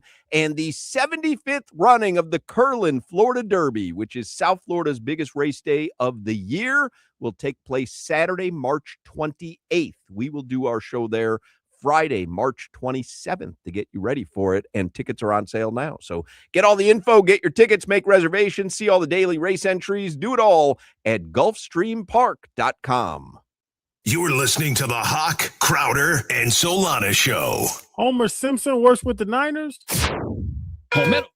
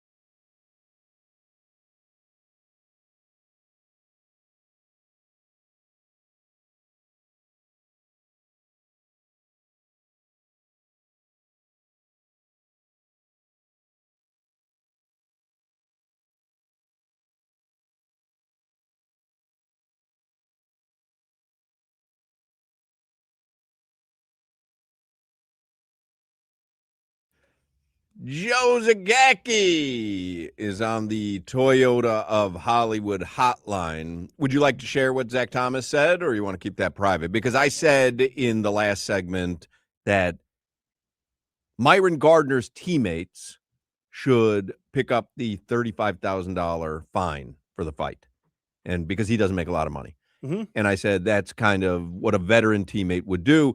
And I said, I bet Zach Thomas paid some rookies fine and just said to the guys, like, hey, don't say anything, but I'll take care of the fine. And I got fined a number of times, and I know for a fact Zach never walked up and gave me any money. No, but I'm talking like a sixth-rounder, seventh-rounder. And so I asked him, have you ever paid a teammate's fine? Conversation on radio, big dog. He said, I could exaggerate and say yes, but no, I never paid a teammate's fine. And then we had some cuss words between us. And he said, ha, that's true. Most of our teammates got fined because of uniform violations. That has nothing to do with me. I got fined 3 times for hits, but I wasn't asleep by the time I hit somebody, so I would never pay them. Nat Moore was the uniform police, and he used to fine us, so I'm not paying a fine for somebody that gets in trouble because their socks aren't long. I feel like Zach Thomas I'm reading it. Is kind of acknowledging there that he Do you paid. see the 3 bubbles coming up? He's actively texting me. I feel like Zach Thomas is kind of tacitly admitting that he took care of the rookies' fines because he didn't want them to have to suffer the financial consequences of that. Joe Zagacki would pick up, let's say Don Bailey Jr. got fined from the FCC for cursing on the air. Mm-hmm. I bet Joe Zagacki would take care of that fine. I bet Joe Zagacki would fine him more. Joe is on the Toyota of Hollywood hotline. Hello, Joe. I bet it's more likely that I get fined than Don Bailey. Would Don Bailey pick up your fine if you got fined? I'm not sure about that, but I hope so. When you guys go out to eat and it's not on a per diem, it's not a business trip or whatever, who picks up the tab? Don Bailey. Don Bailey always. Yes. Because he's got the successful flooring company. That's correct. Or he feels sorry for me, one or the other. So Joe's in Tallahassee. Canes and Seminoles tonight. Basketball, 9 o'clock, and that is on AM 560 if you want to listen to it. So they had a loss, what was it, at UVA, I think, on Saturday. What are the odds, do you think, for the tournament? Are they still very good for the Hurricanes, Joe? Yeah, I think so. As they stand right now, I think most of those guys that make projections have Miami in the tournament as an 8 or a 9 seed. So I think they feel pretty good about their chances, but they have 4 games to go right now. They are in 3rd place inside the ACC. If they go 3-1 the final 4, they would clinch a double bye at the ACC tournament. That certainly would get them into the NCAA tournament. I think if they go 2-2 here in the last 4, for sure they will be in. If they go hitless, then they probably have to do a little work at the ACC tournament. They're just not getting kind of like football. I don't feel like they're getting the proper respect for their resume. Virginia was ranked 14th on Saturday when Miami played them. The game came down to the final play. Trey Donaldson got called for a foul at the 3-point line. So Virginia wins the game that way. But if you look at the numbers, the Miami's numbers and Virginia's numbers, the stats, and put them side by side, and the wins and losses and put them side by side, you wouldn't know the difference between the 2 teams for the most part. Yet they were ranked 14th and Miami was unranked, and still unranked, just receiving votes. And Joe, we have Coach Larinaga on all the time, and he was the face of the program, but we knew about Shane Larkin. We knew about Lonnie Walker. Talking about going to tournament, who's the face? Like Trey Donaldson went crazy the other night. Renew, as I'm looking at the stats right now, Renew, Henderson, Washington. Who's the face of this team as we go into the tournament? Well, Renew is an all-conference player. He's going to be, if he's not a first-team all-conference player, then something's seriously wrong. He's averaging nearly 20 points and 7 rebounds a game, 19 and 6 and 6.9 rebounds. So he's the 4th leading scorer inside the ACC. So I would say Renew is the face of the Miami program. He's the guy that everybody's trying to shut down. Every time he touches the ball, it's like the Venus flytrap. The defense just converges in on him, and trying to force him to give up the ball. And then right behind him would be Donaldson. And those two guys are the leaders of this team. They're the oldest players on the team, I think. And they both have a bit of a chip on their shoulder. But the guy that right now is the all-conference player is Renew, and Donaldson's not far behind him. He's like the 8th leading scorer in the conference and 3rd in assists. So he's had a hell of a year as well. Joe, I mean, you've seen the best that the Canes have put out there in terms of basketball going to the Final Four. You've been around this program for so long. Is this team built for a tournament run in your eyes? You just mentioned the size that they have, the players that they have, the veterans that they have on the team. I think they also have some good young players as well, and Dante Allen. Are they built properly to go on a tourney run? I think they are. They probably are missing, a sniper from 3-point range. They're not a great 3-point shooting team. They're getting better. The irony of the Virginia loss the other day was they made 3-point attempts. They shot 50% from 3-point range, and I think they were 13 for 14 on the free throw line and still lost. But to answer your question, Solana, I think they have ingredients that you put in the suitcase and that they will go with you. And that is getting to the free throw line. They get to the free throw line 23 times a game. They score in the paint over 40 points a game in the paint. And the aforementioned chip on the shoulder, something to prove. Those three things travel with this team very well. And I think that would help them in the NCAA tournament. They're not depending on great outside shooting to carry them from game to game. As Coach L would tell you, guys don't shoot the same. Forget game to game. They don't shoot the same from half to half. But when you're shooting inside the paint for the entire game, you're probably going to be pretty consistent. That's why Miami leads the league in field goal percentage. They're shooting 51% because they just pound you in the paint, and then they get to the free throw line. And those are two things that travel pretty well. Joe, the baseball team is 9-0. They've scored 144 runs in 9 games. Yeah. Can we judge anything about them with series wins over Lehigh and Lafayette and a game over Indiana State, or do we need to wait until there's some peek over here? Do we need to wait until there's some real quality opponent like this weekend? I think you need perspective, Hawk, and the perspective would be that the competition in the pitching probably not the best that they're going to see all year, and obviously those numbers are going to come down, and we'll get a much better gauge this weekend against the Gators, Friday, Saturday, and Sunday. That being said, what you can take from that is they do have a load of offensive talent. They are going to score runs. They're probably not going to score 30 runs in a game again, but they have assembled a team of hitters. They have guys that can hit, and between Sosa and Cuvée, and they got this freshman who's like, 15 for 16 or something, some ridiculous numbers up and down the lineup. There's not really an easy out. So I think their offense will carry them during the course of the year. I don't think they're going to have these fantasy numbers that they're putting up right now, but I think they are in for a very solid season.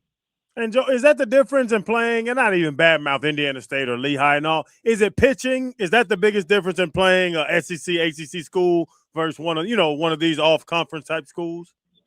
Yes, pitching is hard enough for those teams, even for the schools like the Power 4 schools. By the time you get to Sunday, the games start to evolve into a slugfest. That's why I beg off Sunday games. The Sunday games are the toughest because both teams are generally out of pitching. These teams that come in from the Northeast, especially early in the season, they have trouble getting past Friday night with their pitching. And when they get to Sunday, it's really a struggle for them. In fact, what's unusual to me in college baseball, because I do think the pitching is diluted, when they play the schedule pretty much goes Friday, Saturday, Sunday, and then you get a midweek game, Tuesday or Wednesday. And often, those midweek games, the other team is using 9 pitchers, 1 pitcher an inning. They're changing the pitcher every single inning. And, I remember, Hawk, when you were in school, you go back to the 80s and 90s, they were playing 80 college baseball games, and the pitching wasn't as bad as it is today. So pitching at the college level, I think, is a bit of a problem. Well, when Hoch was playing, they didn't have cleats. How dare you? Joe Zagacki is in Tallahassee. There's a Whataburger in Tallahassee. Are you going? I didn't know that. What? To answer your question, well, I probably didn't know that. No, I'm not going. No. Not going to Whataburger. There's a Shula's in the hotel, and I can go there and burn my per diem, or I can go to dinner with the team. But you can get Shula's down here. You might as well go to Whataburger. You can't get it down here. And that's not going to eat into your per diem barely at all. I thought I honored you enough in Arizona. I went to In-N-Out Burger. I know, but now I'm giving you a little Whataburger experience. Well, which one do you like better, In-N-Out or Whataburger? I like Whataburger better than In-N-Out Burger, to be honest. Oh, well, I can get a Shula's burger, and that's pretty good. I bet you the Shula's Go burger. to Whataburger. It's right by Doak Campbell. Go to Whataburger. Well, I'll see. I don't have about an hour and a half. We'll see. Right. We'll see. I'll report back. Hour and a half. It's the game's not till 9 o'clock. Well, you do know there are other things that happen before the game, right? We just don't like parachute in and sit down and start. What could possibly happen? An hour and a half. It's 3:46 right now, so that's 4:46. 5:15. You need 4 hours to prepare for a AM radio broadcast? Well, right now I'm at the shoot around, so I'm at the mercy of the team. I'm watching them practice. We don't even put in 4 hours on a 4-hour radio show, let alone 4 hours of prep on a broadcast that's coming up afterwards. Well, we do show up at the arena 2 hours before the game. Well, that's your fault. That's insane. Who's ever heard of a radio job doing that? That's crazy. No, that's the life on the road when you travel with a team. You're at the mercy of their rules. Is it cold up there? Yeah, it's a little nippy. Yeah. Not as it's a little nippy. Not terrible. Not like Boston a couple weeks ago, the 20 below zero in Boston. That was a fun trip. It was about 20 below zero. Then we sat on the runway for 5 hours after the game. Oy vey. No, thank you. Are you wearing khakis right now, Joe? No, I'm wearing sweatpants. Yeah, too cold for You don't have any insulated khakis? Too cold. No, black sweatpants right now. Huh. You've kind of moved away from being khaki Joe Zagacki. I don't see it much anymore. I'm a little worried that Solana is asking me what I'm wearing. Yeah, it's a little creepy, isn't it? It's a little creepy. Yeah, a little creepy. He's wearing a collarless gi. Anyway, whole nother story. We'll see you, Joe. Have a good broadcast tonight. Joe Zagacki tonight on AM 560 Canes and Knowles, 9 p.m. See you, Joe. All right, Hoch, thanks. By the way, you know they got to win this, right? The Florida State's won 15 of the last 16. Didn't UM beat Florida State earlier? No, FSU beat UM on Coach L night. Oh, that's right. On Coach L night. Right. We were there for that one. Yeah, that was tough. Haven't been in them in a long time. But I mean, they're gonna Joe. They're making a tourney. He said unless they go hitless over the next 4. No, I know, but I'm saying like they're gonna make the tourney. It would be nice to win tonight. It's Florida State. Yeah. Leonard Hamilton. Right. Leonard Hamilton did indeed coach FSU. He also coached UM. That is correct. He's no longer the coach of Florida State. That's right. Hamilton. And he's no longer the coach at UM. I'm just. I had one name, Joe. Yeah, no, we noticed. Okay. I was giving you a little context to it. Okay, I was giving you a little context. It's a very good friend of Coach L, by the way. Yeah, they were together recently. Yes. All right. Thank you, Joe. All right. See you guys. There you go, Joe Zagacki. We'll take a break. 4 o'clock hour next on Hochman, Crowder, and Solana. You're listening to the Hoch, Crowder, and Solana Show. This one time at band camp,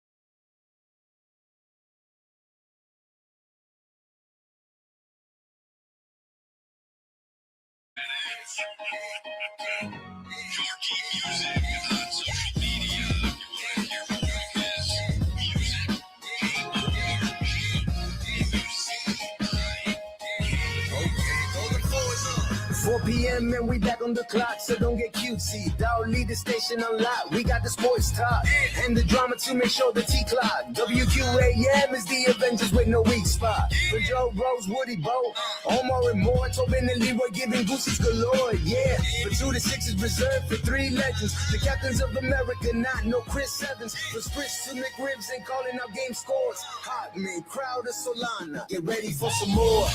Here we go.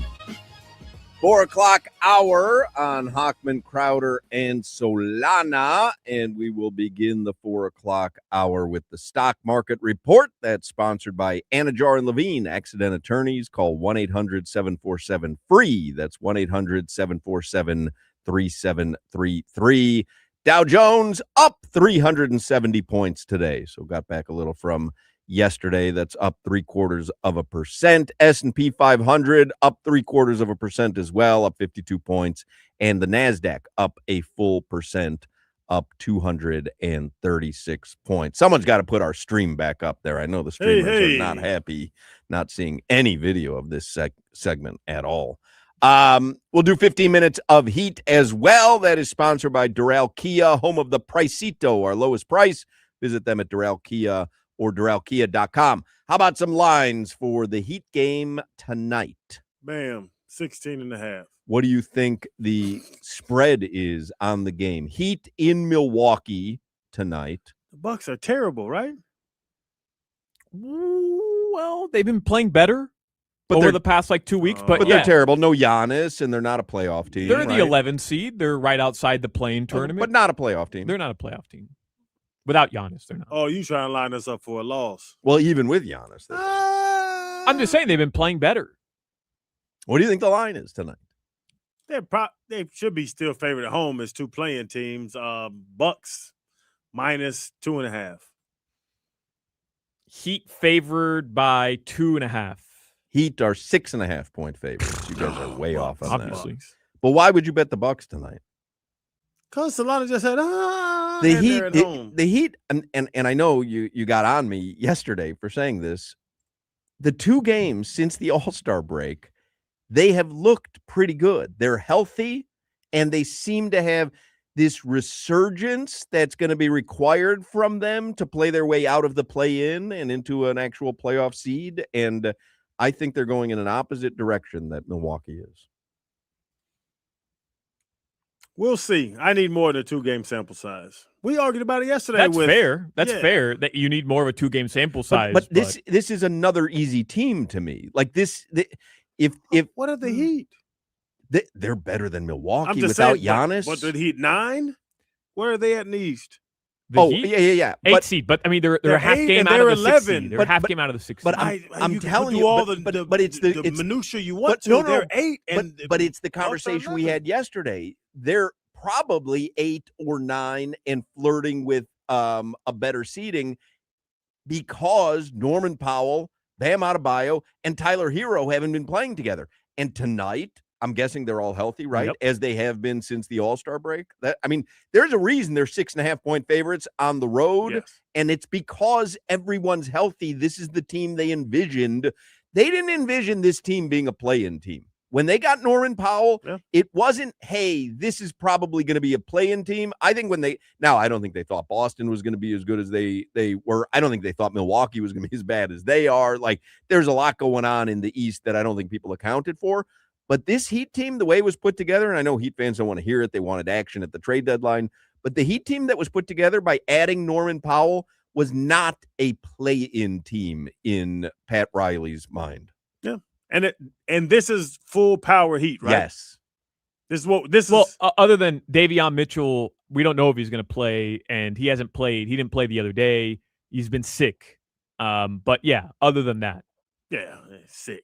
I mean, we're talking about the best we can do. But we're talking about. I have been sick since 97. We're talking about the big 3. Yeah. We're talking about the big 3. You're going to have sickness and injuries on any team or whatever. Yeah, no, Wiggins, Norman Powell, Bam Adebayo, I wasn't even including Wiggins, but I think you should. That's fine.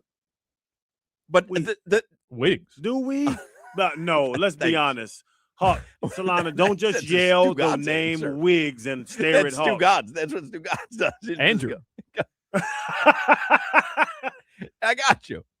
Okay, well, don't downplay him after he comes off a 28-point night the other night. I'm not downplaying him. I'm saying the three that were intended to lead this team were Bam, Norman Powell, and Tyler Hero. Yes. Those are the three that we want, and I held up 4. Those are the three that we want to see together. Norman Powell over under tonight? 20. 22.5. 19.5. Tyler? Got to be right there, 18.5. 19? 17.5. Yeah. Bam? 17.5. 17.5. That's his life. Yeah. Over. Yeah. Wiggs? That's Bam's life. Wiggs? 15.5. 17.5? 14.5. Let's see. Andrew. Davion Mitchell is 7.5. I don't know if he's going to play, according to Solana. Kevin Porter Jr. for the Bucks, 18.5. Ryan Rollins, 17.5. Cam Thomas, 14.5. Miles Turner, 12.5. Didn't they bring in Miles Turner? He was supposed to be that. He was going to be that was going to keep Giannis there. Miles Turner Miles was the Turner. difference. What am I missing there? Well, he hasn't played a lot. Is that what it is? I don't know. Yeah, he hasn't played a lot, and yeah, I mean, he hasn't been the game changer that they expected. They did was sign he ever a game changer? Right. Like Miles Turner. Yeah, he's really good in Indiana. He was on. They went to the finals last year. I'm not saying because of him, but he was part of that team. Pascal Siakam, Miles Turner in the front court were really good together. He can extend the floor. He knocks down threes. Tyrese Halliburton. No. but the whole thing about I know you were just talking about the front court, but I mean to not even mention him when obviously, but to not even mention him when you're talking about the Pacers. No, but obviously he led the team, but they were a big you. part of it. He was probably the third best player on that team last year. But the whole thing about the Indiana last year was that there was like a group of good players that made them great as a collective. Yeah. Nobody was great. Halliburton was even great. Oh. Halliburton was great. I mean, pretty what the great, hell? bro. No. What the hell? Remember that Knicks series? How about Charlotte at the Bulls tonight? That's what I'll be watching. Oh, Charlotte favored by 8. 8.5. Charlotte is one of the hottest teams in the league right now. 8.5 point favorites in Chicago. I would just like to go back really quickly because something Crowder it's said. not Con-Canoople? Because I believe it's Con-Canoople. It's Con-Canoople. Are you sure? Just nasty. Canoople. You're just nasty. You said, well, the Bucks and the Heat are the 8 seed. They're the 11 seed. They're right there. The Heat are closer in terms of win percentage to the 4 seed in the Eastern Conference than the Bucks are as the 11 seed to the 8 seed, the Miami Heat. I think that's important when you're discussing where the Heat are compared to where the Bucks are. Like Miami is only 5 games back of the 4 seed. Mm-hmm. Milwaukee's 5.5 games back of the 8 spot. They're nowhere in the same realm.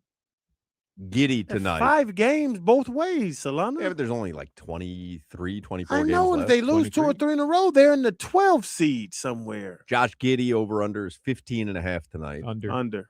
Modest Buzelis 15.5. Way as well. Way under. Well, who's going to score for them? Ah, 15.5 to be the top over under on your team is shocking. That's the highest point total on the Bulls tonight. 15.5.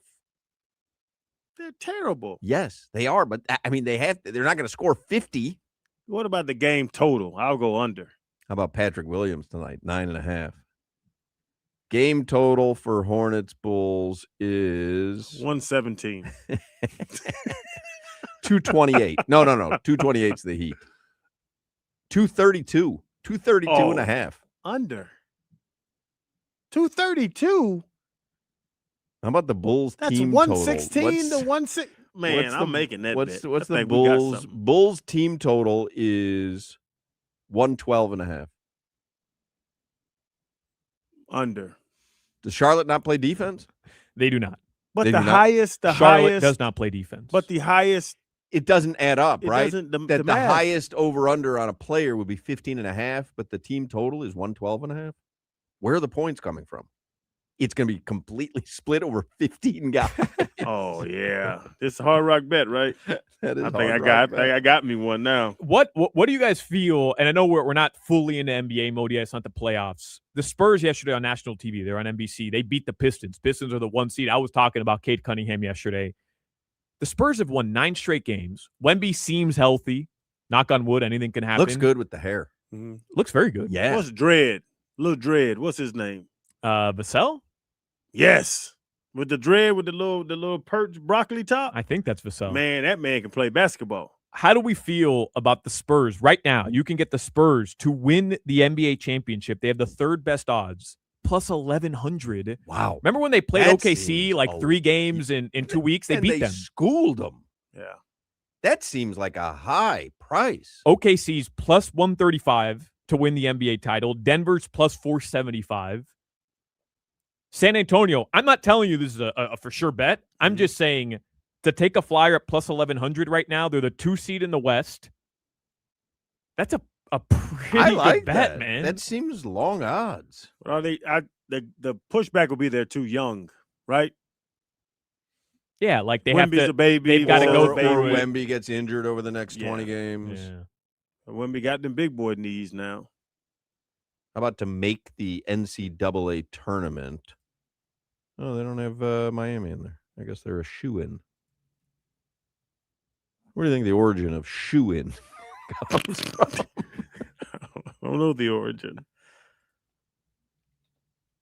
Look Where at does that come Miami. Miami to make the Final Four. Oh, Plus long 6,000. odds. I was gonna say, got to be long odds. Anyway, let's do headlines brought to you by Durrell Kia, home of the Pricito, our lowest price. Visit them at Durrell Kia or DurrellKia.com.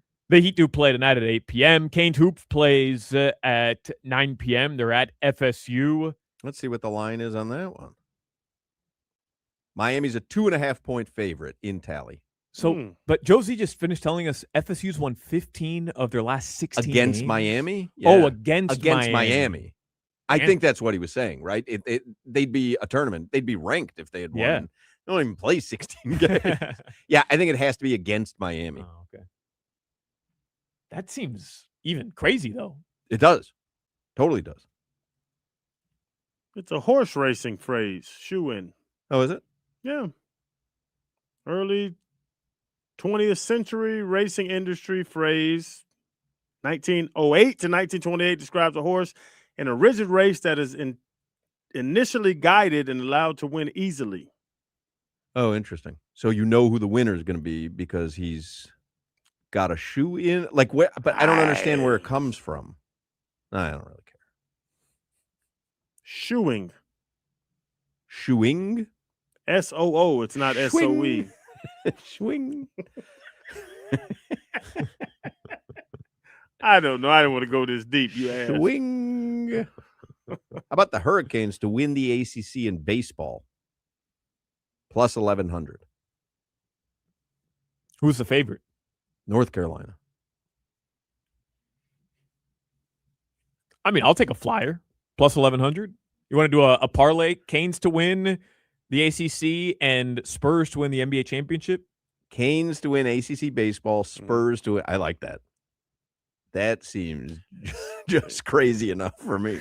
Like your money's locked up a long time. Let me see. Hold on. My kids are hungry. You sent us the dumbest parlay ever constructed. Like, I don't know, Friday or Saturday. But it was like $3 to win 7,500. It was the dumbest thing I've ever seen. I don't even remember. What was it? But it was like 4 different guys to get a triple-double in the game. Pretty much. I can look at my history if you want. Let's see if I can find some interesting bets. Yeah. I don't know if I can find one of my losers.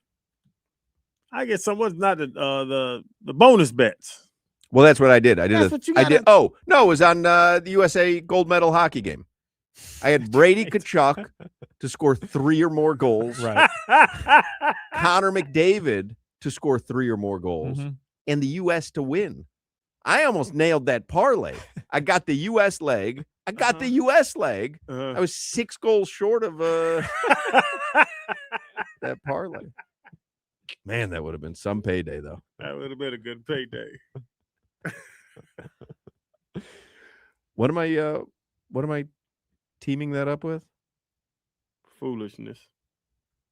Oh, to win the NBA Finals, right? NBA champions, Spurs to win the NBA plus 1100. championship. All right, so that parlay: Hurricanes to win the ACC in baseball, and Spurs to win the NBA championship. $25 will pay $3,600. I hit him again on the heavy favorite thing. What'd you hit? Betting NBA teams that are favored by 8 points or more and doing a parlay of 4 or 5 teams. But what'd you hit him for last night? Oh, that's good. Plus parlay. 134.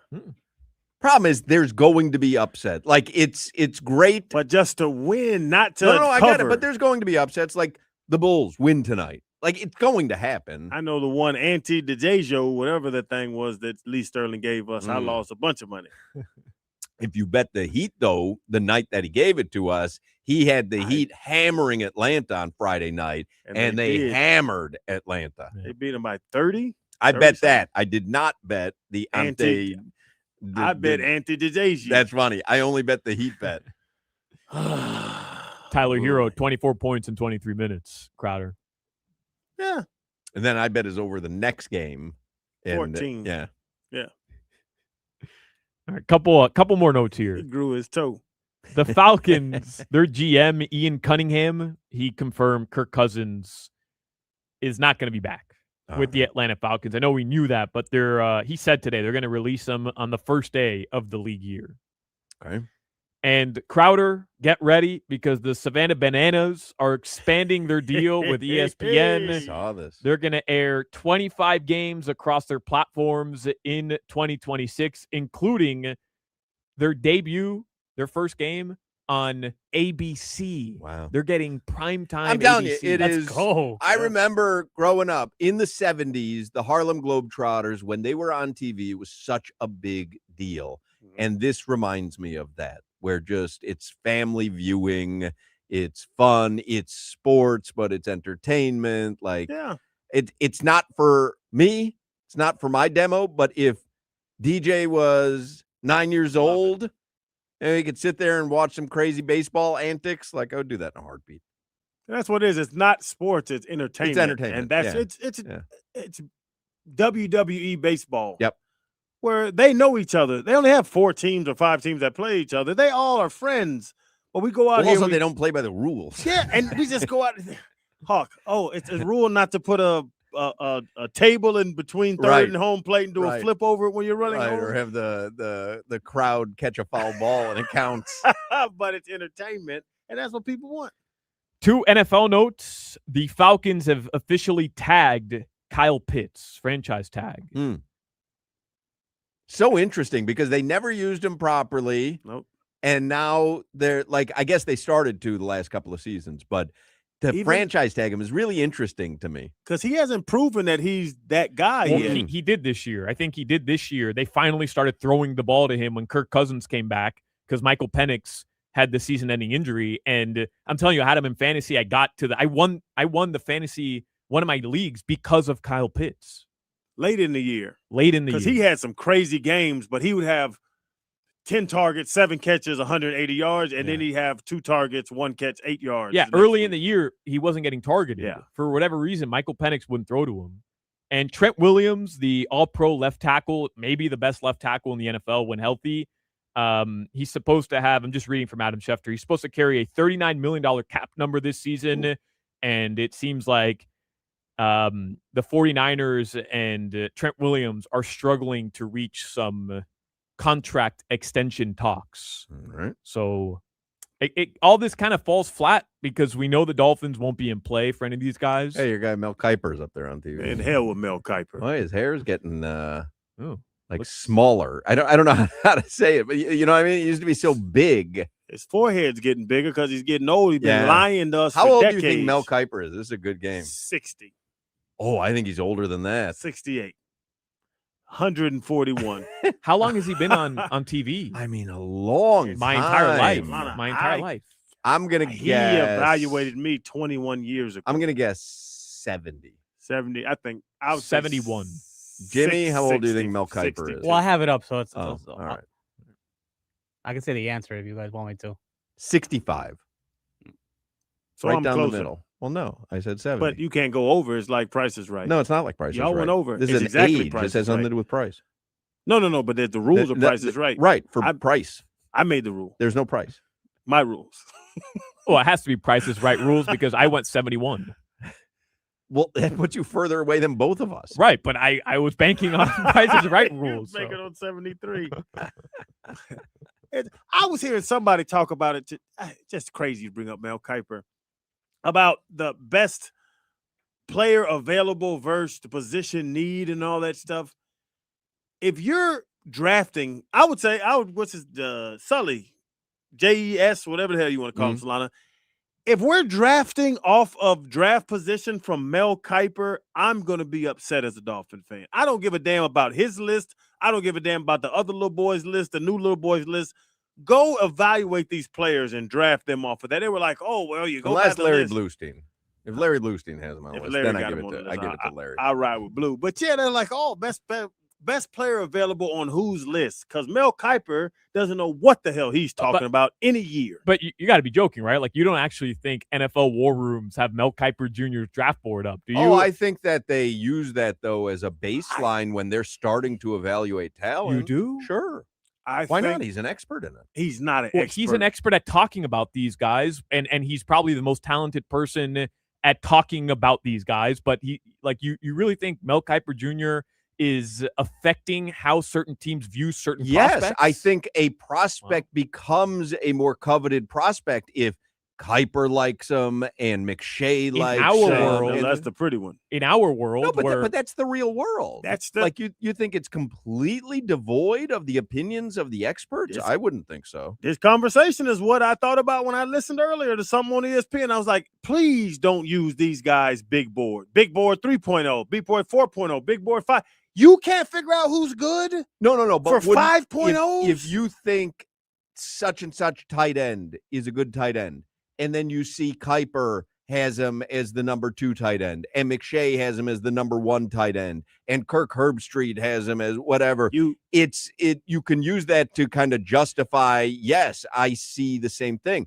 If they've all got him as the 12th best tight end or whatever, you might question, well, what am I seeing here? And go, if you have him as 1 and they have him as 6, let me go look at these other 5 guys. Right. Just as an evaluation. Yeah. I don't like it. Because Mel Kiper doesn't know what the hell's going on. They literally spend their lives evaluating the player. So why would you totally discount what they see? I'm not saying that they discount it. I just think teams have their own checks and balances. Oh, I'm sure they do, but I'm saying they're scouting like if I'm Sully and I have a whole scouting department, guys I hired, I would trust their word obviously. way more. Oh, of course. Right, Yeah, right. yeah. But I don't even think John Eric Sullivan would ever look up, go to ESPN and look up draft big board to see how other teams are evaluating certain players. I think he would just look at what his scouting department has and maybe talk to different guys in the NFL, different inner circles. But I would think there might be printouts where they say, hey, who do we want to go visit during the offseason? Well, Kiper's got Hoch, such and and such. there's, but I don't say this. There's Ryan Leafs. There's Jamarcus Russells. The whole everyone thought they were going to be good. There's going to be everybody bust. gets stuff The wrong. Dolphin-wise, Jordan, what's his name? Deion Jordan. But every year, even the there's guy with Chop Robinson. Chop Robinson was a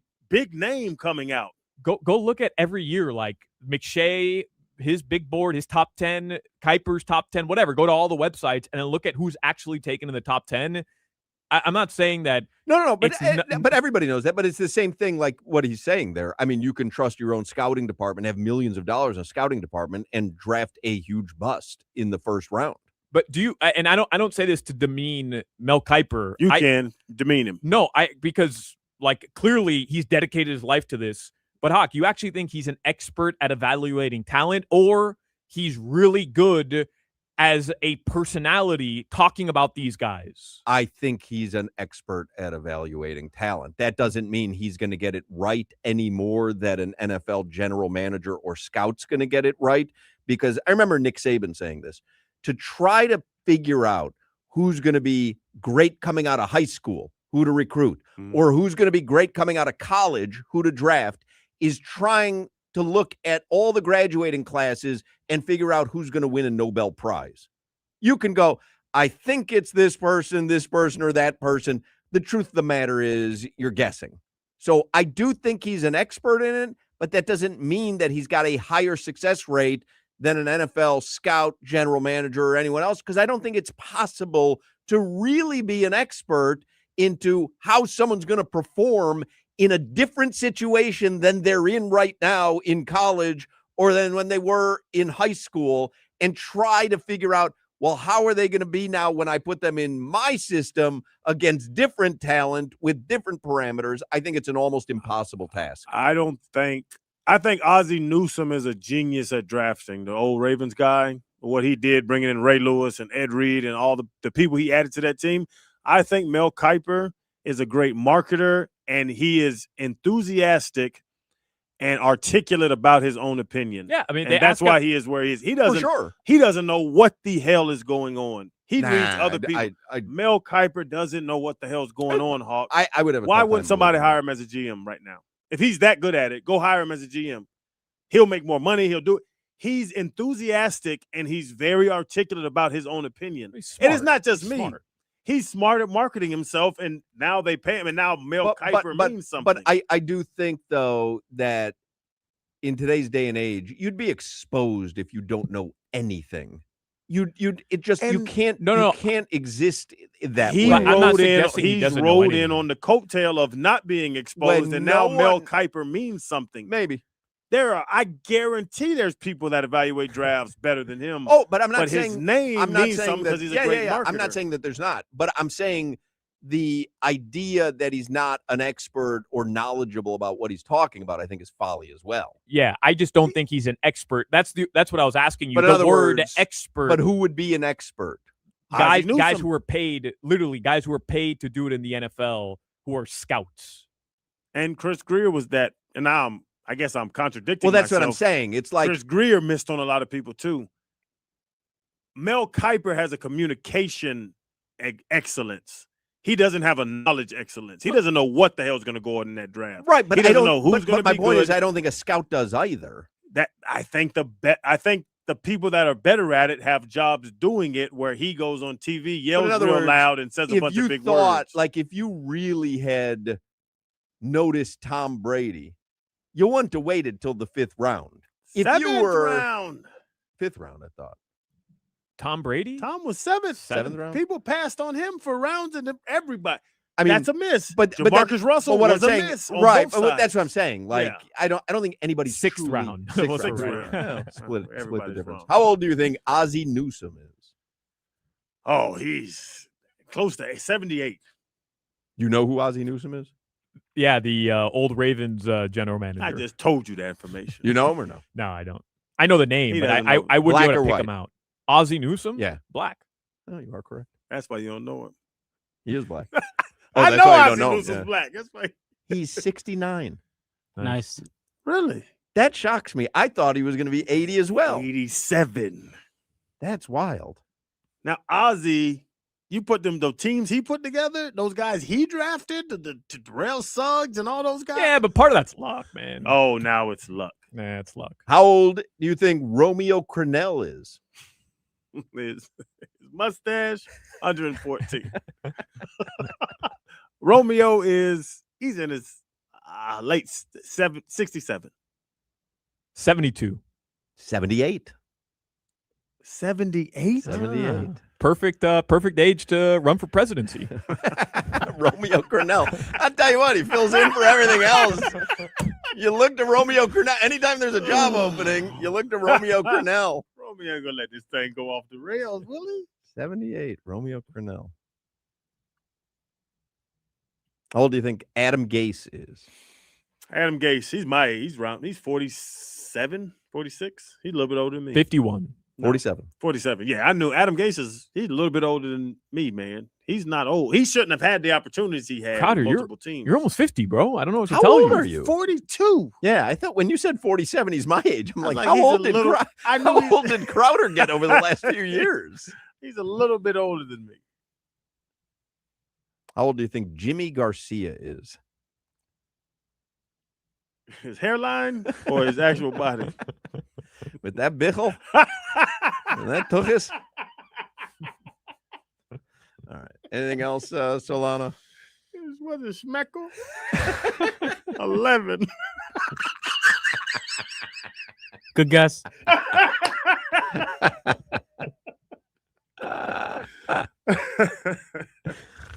Your weather funny.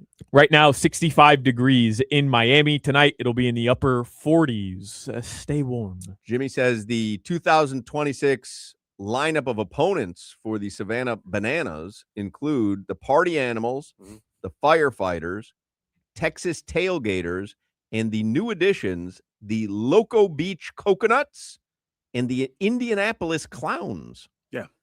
They have a circuit. They all play together down. It's some city in South Florida. Some city in, is it Florida? And they all play together, and then they separate and go in their own city. I think I judge people who watch the Savannah Bananas religiously. Like people who watch all their games every time they're on TV. Well, does that person exist? Jimmy. I do not. There's no chance. I do not watch it religiously. There's no chance. You can watch it on YouTube, but I'm not watching it. So to our conversation, do you judge people that watch WWF religiously? Because it's the same thing. Right, but there's more drama in WWE. I mean, that's a soap opera. I'm not defending it because I don't watch it, but that's a soap opera. Savannah Bananas, like it's the same thing. Are they gonna bring stilts out of the dugout? They're gonna bring stilts out of the dugout. Someone's gonna catch a fly ball doing a somersault. Like there's only so much you can do. Maybe there might not be a table between first and home. There might be. We'll play a quick round of Talk About It Tuesday in the next segment. I want to tell you first about my good friends in the amazing award-winning team at Doral Kia. Whenever you want a low price, you always pay less with your Pricito at Doral Kia. Take advantage now of a Pricito on all your favorite new Kia models like Sportage, Sorento, Telluride, K5, Soul, and more. Do not wait. Hurry to Doral Kia. My son got his Kia K4 at Doral Kia. Mitchell down there, the king of Kias, took great care of the Hochmans. I am certain he will take great care of you and your family as well. So don't miss your chance to save on a new Kia or shop any of their pre-owned vehicles with easy financing, fast service, the best value for your money. You always pay less with your Pricito at Doral Kia. This is Hoch, Crowder, and Solana. Got a horse running at Saratoga? Give me anything. You got a lottery ticket? You got some numbers? What do you got? Got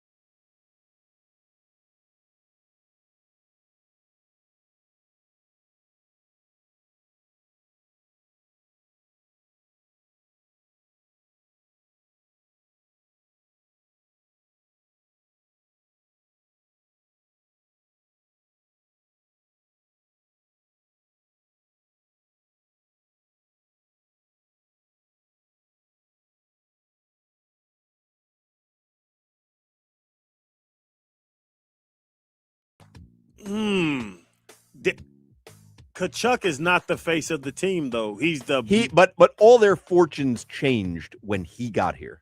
But it was a lot of people. It was a lot of more variables. No, but he was the missing piece that they needed. They needed that guy. Without Bob, without Barkey, without. I just can't bring myself to say that Kachuk has a better resume than Dan Marino. I can't bring myself, whether he does or doesn't. I can't say it.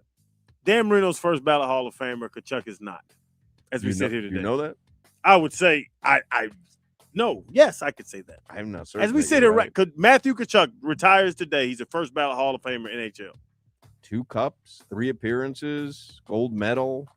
I don't know enough about the Hockey Hall of Fame Me neither. To see what it's going to do. Because I was thinking when I was cutting up that video I posted yesterday, Hawk, where you're talking about Matthew Kachuk, and I'm sitting here saying this dude belongs on the Mount Rushmore of South Florida sports athletes, but then I went through it. I made my own. Dwayne Wade, LeBron James, Larry Zonka, Dan Marino. Those are my 4. And, I mean, who am I taking off of there where you're not taking Dwayne Wade off? You can't take LeBron James off, and you're not taking Larry Zonka off. He won a Super Bowl, and he's arguably the greatest Dolphin of all time other than Dan Marino. And Marino never won a championship, a Super Bowl. Right. I don't know, man. But even that, like you're talking about NHL All-Star game, Kachuk's twice. Well, that's what I'm saying. I think resume, aside from championships, but that's a weird thing to put aside. You know what I mean? Yes. Like, so I could play both sides of this. Yeah. Like, aside from championships, Dan Marino has them everywhere. Longevity being part of that reason. I have no idea what Matthew Kachuk will end up being and having done. But kind of hard to just put 2 championships and a gold medal to the side and say, ignore everything, ignore this, and only look at the other stuff. But Dan Marino's career achievements, we put that over not winning a championship, like we do Charles Barkley, like we do a lot of other people. Like we, who is it? Damian Lillard now. He's never going to win a championship. He can't play basketball anymore. Well, he won the 3-point championship. Literally just won a championship. I'm not going to disrespect Dan. Dan Marino. Yeah, I'm going with Marino. Yeah, me neither. Matthew Kachuk. Jimmy? I'm with Solana here. Kachuk? Kachuk, yeah. All right. Well, I went Dan Marino, so I don't know. I love Dan Marino. We're really out of time. Do you want to jam one real quick talk about a Tuesday in here? We're actually good on time, so we have time for one more. All right. Yeah. This one's the most important one. Okay. By the way. 100-meter race. So imagine a 100-meter race. How long is that? It's on a track. 100 meters. But when that starting gun goes off so that the 2 runners can start, before they can run, they've got to swallow a glizzy. They've got to eat a hot dog. Okay. Who wins in this hypothetical race? Usain Bolt in his prime or Joey Chestnut in his prime? Talk about it. Talk about it. Talk about it. It's a fascinating question. It's ridiculous. No, it's not. Because I know what you're going to say, which was my initial thought, which is Joey Chestnut could have a 5-second head start, and Usain Bolt's run going to him win. down. What's a 100 meter, like what's a normal time? 9 seconds. So let's say 10 seconds. The problem is, as I start to think it through, Joey Chestnut might eat a hot dog. You can't start till it's swallowed. You have to finish glizzy, wiener, and bun.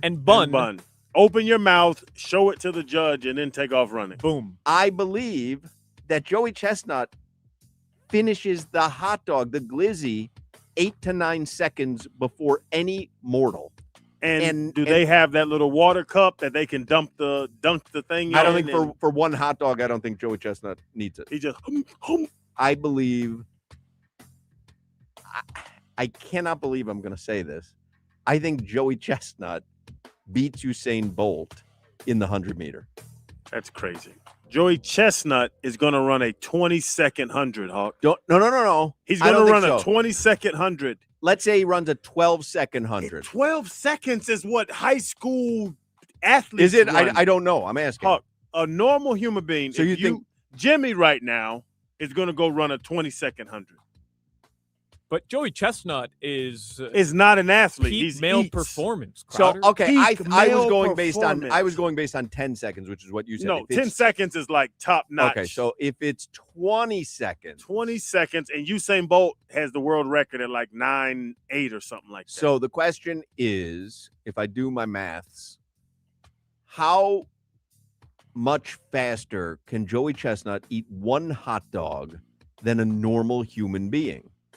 And if it's 10 seconds, which I think is probably generous, then he cannot beat Usain Bolt. What if it's 2 hot dogs? He might win 2 hot dogs. 2 hot dogs, he might win. But think about it. Solana, what do you honestly like? Oh, I don't know why I asked him. He's going to lie. What do you think you run the 100 in? Me? Like no, 12.5? The lady down the road. 12. The guy in my pocket. the guy in Hoch's phone. The guy in my Claude. I don't know, 12.5, maybe 13, You know what? Let me depending on my ask Claude. shoes. Claude is perfectly cut out for Talk About It Tuesday. I think a normal person runs a 20-second 100. Hey, Hoch, how's it going? Who do you think wins a 100-meter dash, Joey Chestnut or Usain Bolt? But first, before they run, they have to consume one hot dog. That's a fun hypothetical. So Usain Bolt is the fastest sprinter by far. He's got the world record at 9:58 seconds. Yeah, we With know. Joey Chestnut eating one hot dog beforehand. That actually might slow Bolt down more since he'd be running on a full stomach. Chestnut's used to inhaling dozens of them, so one hot dog probably wouldn't faze him much. I'd still give it to Bolt, though. His speed advantage is just too massive. Wow. The real question is whether Bolt could even keep down that hot dog before the race. Wow, that was a great answer by Claude. Claude, I like That was Claude great because every now and again. it was like a soap opera. He took you one way and then he rug pulled you and gave it to Bolt. But he makes a good point. Usain Bolt is not used to running on a full stomach. It's not a full stomach. It's a hot one dog. hot. That's what Jimmy had for lunch today. Jimmy, didn't you have one hot dog for lunch? Yes, I did. You And feel you were full right full? now? No, I'm not full now. Oh, you fat never- bastard. Yeah, I had a hot dog for lunch, Tubby. Look at that bickle. It's falling right over your pants. All right, there you go. That was an excellent rendition of Talk About It Tuesday. That was absolutely fantastic. I want to play Talk About It Wednesday, Talk About It Thursday, and Talk About It Friday this week. We'll take a quick break. 5 o'clock, Funky Buddha Happy Hour is next. You're listening to the Hoch, Crowder, and Solana Show. Every night in my dreams, I see you, I feel you.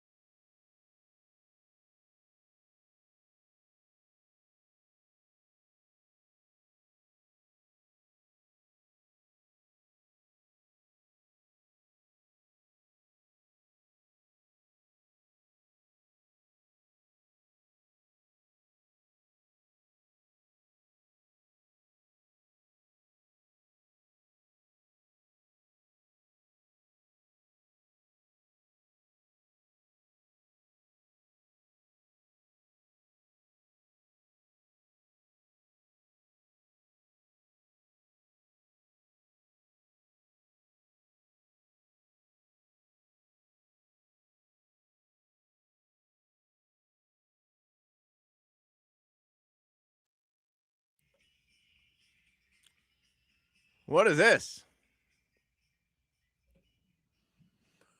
This is Hot Dog by Led Zeppelin. Jimmy is adorable. 5 o'clock hour is the Funky Buddha Happy Hour, and it's brought to you by our friends at Funky Buddha Brewery, where you can get sticky treats. One of the best beers that they offer. One of Funky Buddha's most requested beers, Sticky Treats, a rice blonde ale with vanilla. Tastes not unlike your favorite rice cereal and marshmallow snack. And you can also find Sticky Treats statewide at a retailer near you. Actually, we were talking about with Omar Kelly and Hollywood this morning. Solana jumped on. I'm supposed to box Omar Kelly. Yeah, are you privy to this, Hoch? Well, I've heard from Crowder before the show started that Omar was looking to box someone, and so Crowder has volunteered. Because I love people. Right. It's I'm going to train at Funky Buddha. Oh, that's a good That's idea. my training facility. That's a good idea. Yeah. There's zero chance that Omar Kelly could ever, I don't want to say beat. I don't think that he would be able to land a punch on Crowder. What if he trained 4 months? We're planning on doing this in the summer. Yeah, I don't think it could happen. I've seen Omar and I like Omar a lot. I'm not just diminishing his athletic abilities, but I saw him race Hollywood. Yeah, fell flat on his face. I don't think either of them have finished yet. And that was 8 or 9 years ago. Yeah.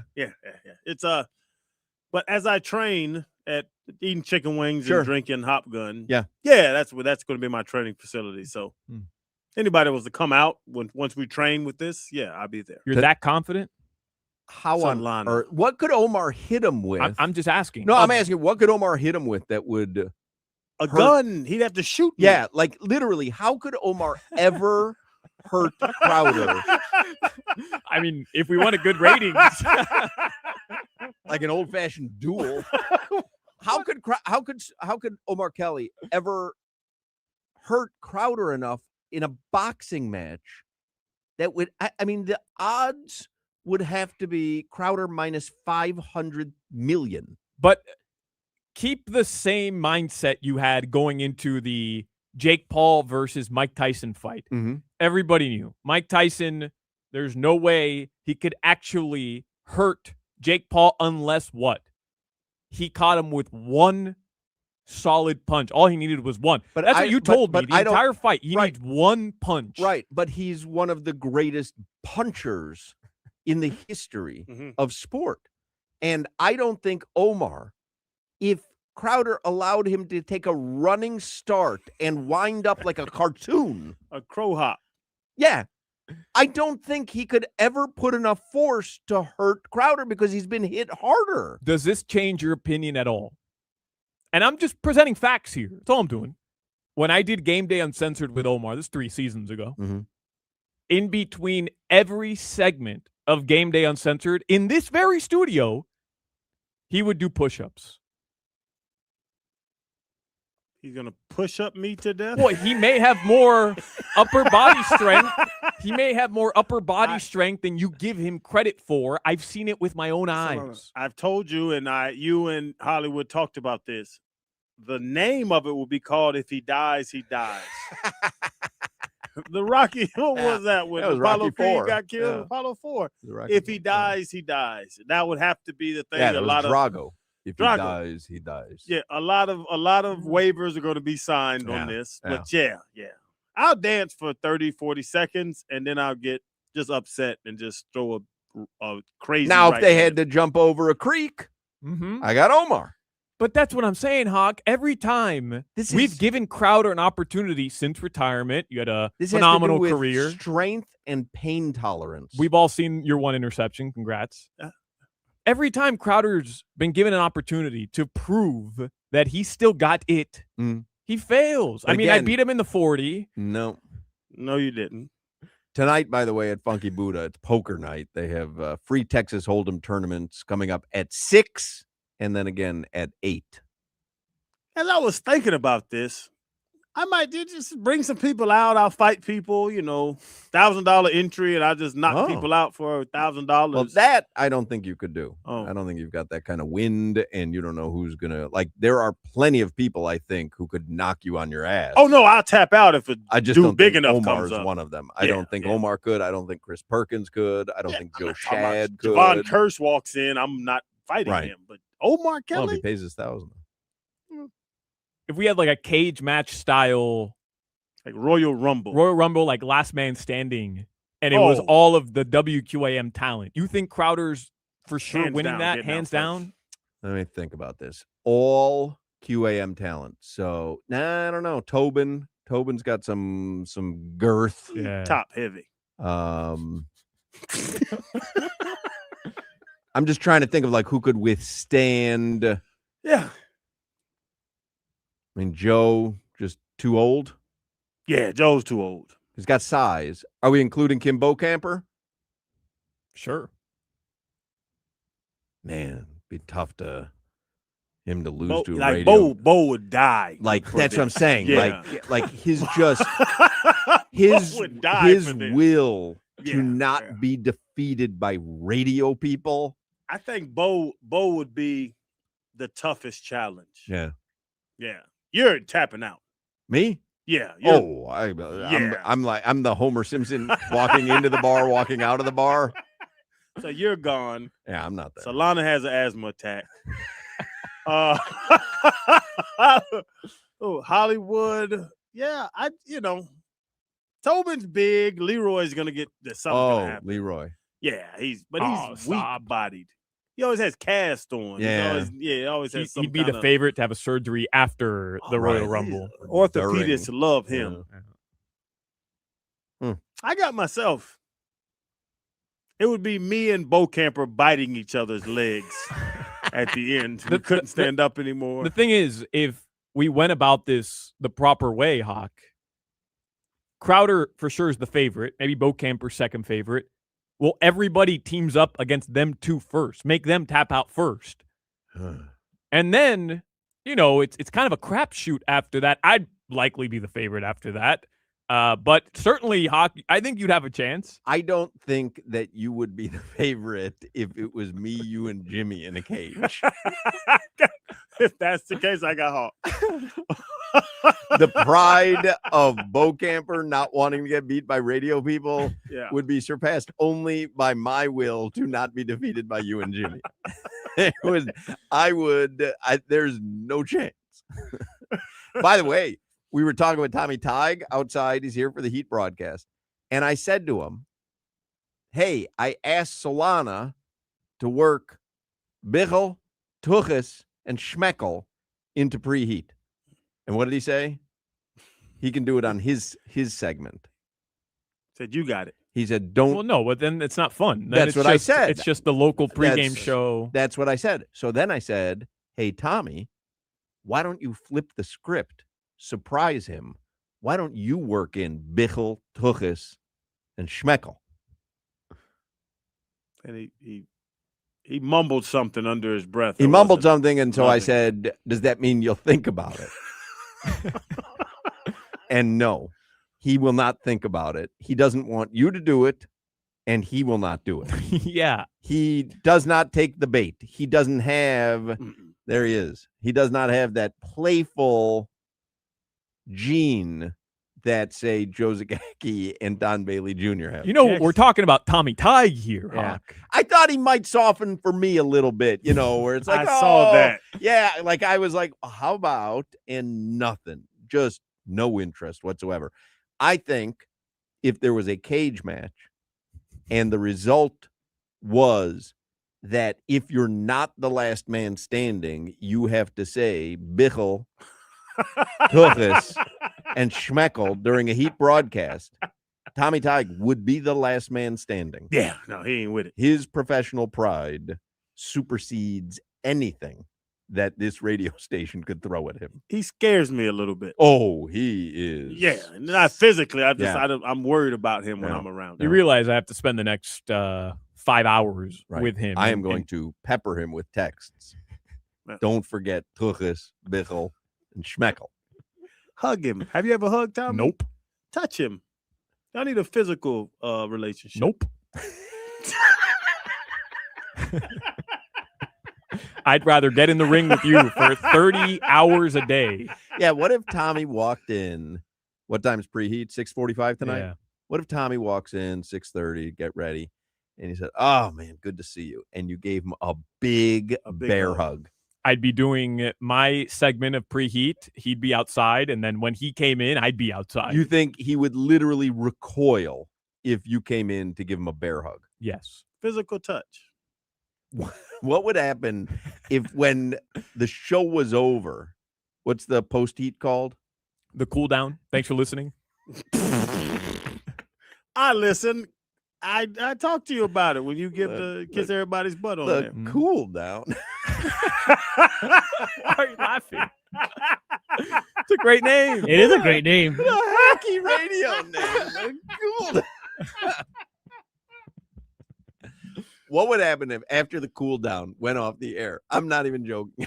He was sitting here and you came in to give him a fist bump. You leaned in and like a grandma kiss on the cheek. on the cheek. Just, hey, I'll see you next game. Just like right on the neck. What would happen if you kissed him on the cheek? Like under the ear, neck. Tommy's got some squabble in him, bro. I think he would throw. He would swing on you, right? I think he would. I'm not kidding. 100%. I'm not kidding. If you lean in, I think he would just reflexively swing on you. He's no nonsense. Yeah. And by the way, that's why he's like, I'm not kidding. He's a legend. I know. He's no nonsense. What physical touch are you comfortable with, Tommy? We fist bump. You do all the time. We built up our relationship to the point where we fist bump. Handshakes on Christmas and Easter. Oh, and at the end of the season, of course. Next time he goes to fist bump, grab his wrist and kiss his hand. Like just kiss like the back of his hand, kind of like Bridgerton.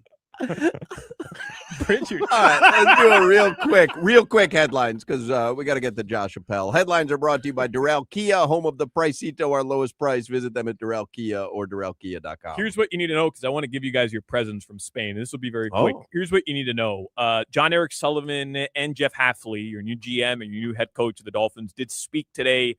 Nothing groundbreaking. It does seem like they've made up their mind on Tua Tagovailoa. Seems like they're going to search for a trade partner, but they did speak today, and both of those press conferences are up. They also sat down together and spoke on the Rich Eisen show. Again, nothing groundbreaking. We played the audio earlier.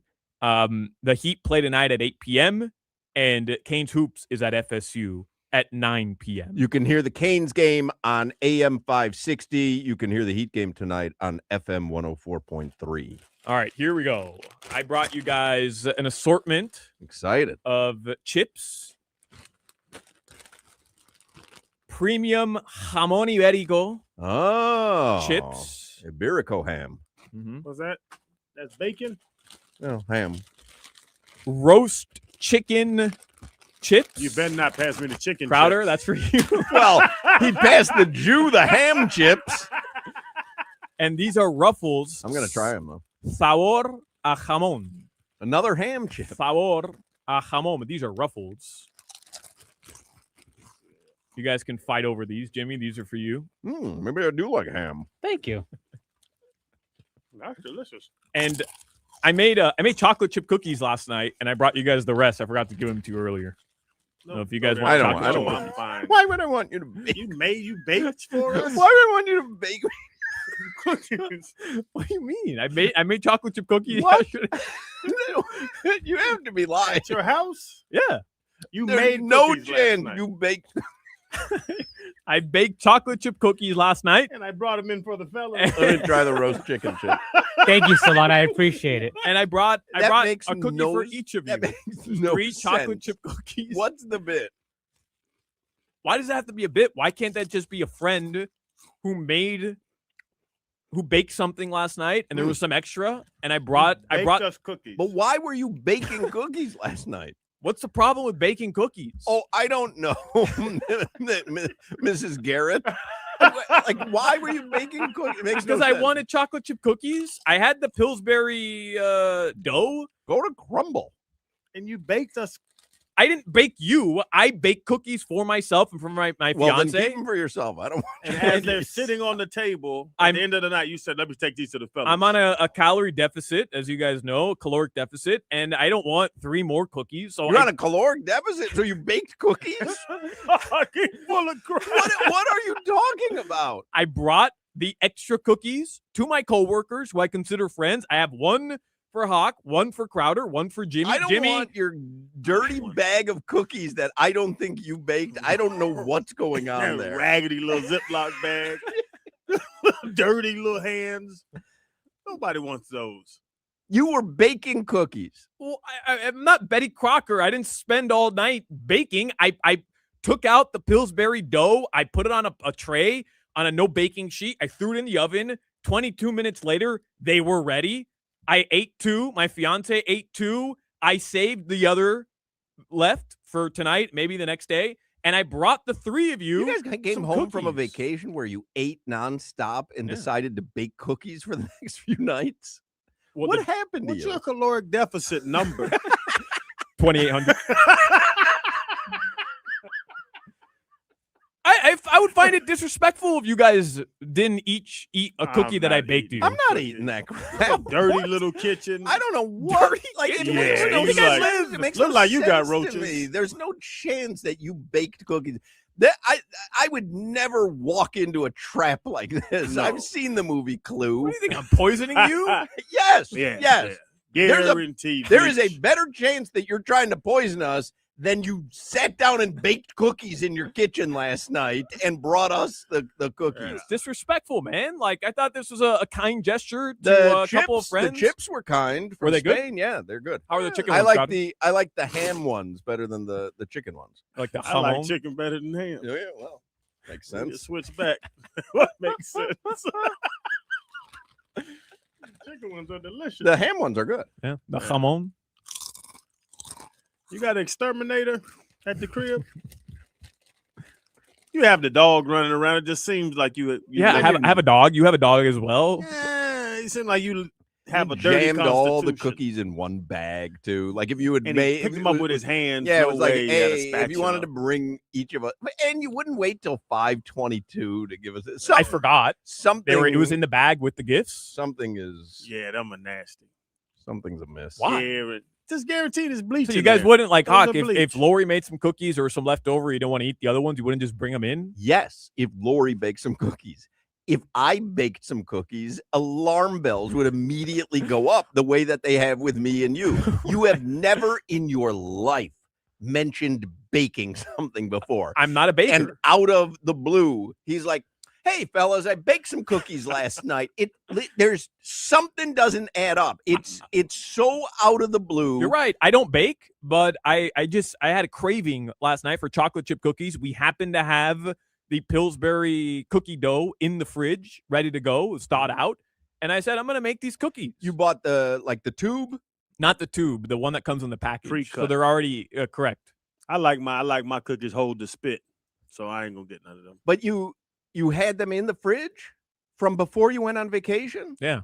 Doesn't expire for another like 6 months. Don't worry, I checked. He's on a caloric deficit.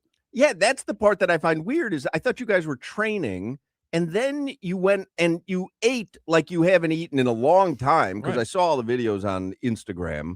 And then you decided when you get back, which is when you feel the fattest, so Mhm. you start to slow it down. You decided to bake cookies? Look, you can actually read my entire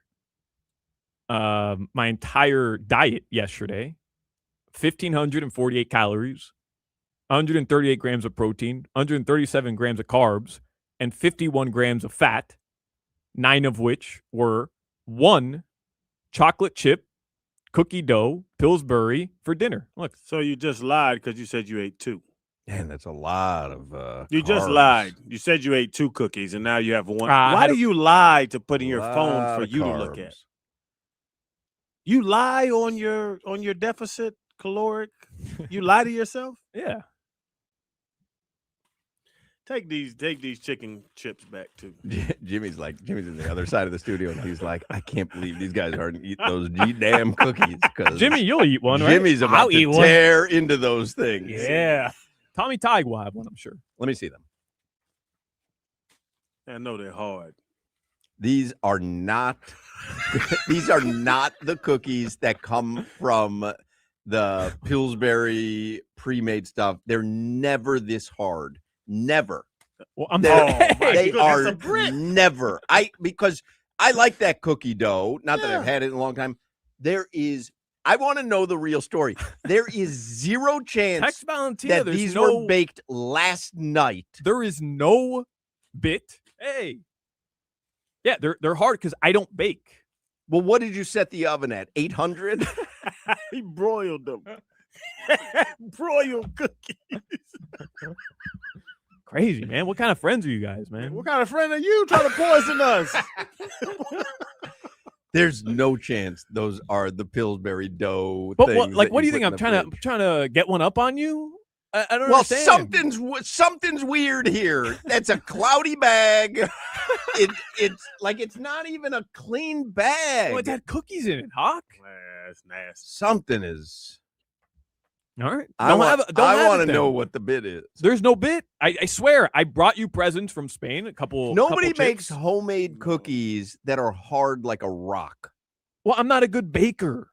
Watch Valentina. They're going to eat them too. It's a joke. That's what I think. Yeah. No, it's not a bit. Like I genuinely We're put gonna them in the eat bag. it, and then it's gonna be like, oh, those were actually whey protein cookies. You eat Pillsbury. them. You eat them. Well, I'm not hungry right now. You see, Hawk? You see? Jimmy, you come in here and eat one. I'm not going to eat it first. Come, Jimmy. I'll have this half. Hoch broke one. I'll have this half with you. I gotta log it though. You didn't log the 2 cookies last Take out night? your false teeth, or you're gonna break them on that rock of a. Why gum. doesn't Invisalign work for me? By the way. No, your teeth look straight. Oh, thank you. Yeah, but your gums are weak. Oh, did you hear that crunch? That's a crazy crunch he's for a gonna die. homemade cookie. I won't. I like them crunchy. He says it's good. Good. Have you ever bitten into a cookie and not said it's good? Is there a cookie that could exist where you would not say good? If it had raisins in it. Oh, Not a raisin fan. No. Well, like grapes. well, thank you for the chips. You're welcome. I'll leave these here if you guys change your mind. Something's fishy, man. No. Something doesn't add up. Uh-oh. Just weird. I mean, I guess you guys don't have Can I eat friends. a chip off the floor here in this? Yeah, in this Better than studio? that cookie. That rat poison in it.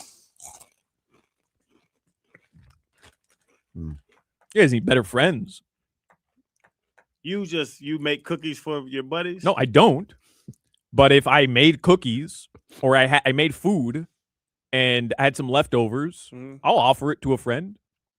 How long we worked together? 6 years. Never had your leftovers. Yeah, it's just there's something so weird. He out of the Something. blue. Hey, I baked some cookies last night, and I have them in a dirty bag here. I have them in a dirty Ziploc. They're as hard as a rock. And 7 I know he years. was at the gym this morning. Yeah. I know nothing adds up here. Nothing. Nobody comes home from vacation, especially when they're trying to watch their weight and be in shape, which he's been doing for a long time. Nobody comes back from a vacation and decides to bake cookies. No. It's when you lock it down, when you get back. You talk about it on the flight home. Hey, we got to lock it down. Something does not add up here. The 170 calories. It fit into my diet. I tell you what, that cookie dough is great unbaked, just right out of the bag. That's the way that I eat it. I don't like cookie dough like that. Asian Ava eat the cookie. That's the soft cookie best. stuff. Oh, Yeah. so good. No. I don't eat it. I don't like cookies. All right. Well, let's take a break here. We don't have room for Appel, so we'll just continue the nonsense. In the next segment, Jimmy, of course, will talk about the memory of Jimmy and what he meant to the show before he ate rancid. I gotta know what the deal is with these cookies. There's no gotta deal. tell me before 6 o'clock. There's no deal. I promise you, there's no deal.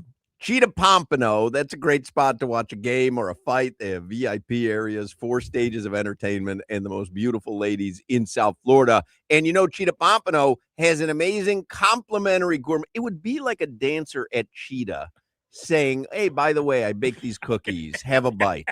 There's no chance you would go, this doesn't add up. She's trying to feed me a cookie. I don't think she was baking cookies last night. I don't think she would bring them to the club. Like my alarm bells have gone off. But I'm not a dancer. Dancers are beautiful. I'm not a dancer at Cheetah. I'm your friend. I understand. You're my friend who has never, ever in his life said, I baked cookies last night. You're my friend who didn't know how to thaw out a frozen cake. So now all of a sudden, you're baking cookies and you're bringing them in and you're forgetting all afternoon that you brought them in and they're in a dirty bag and they're hard as a rock. It just. I got my eye on him, Hawk. He was trying to rob us. He got guys downstairs to follow us home. Yeah. Got some sleeping pills in the cookies. Now you're going to be sleepy. You done ate one. Yeah. Jimmy's going to bed. You ain't tricking me, Solana. Okay.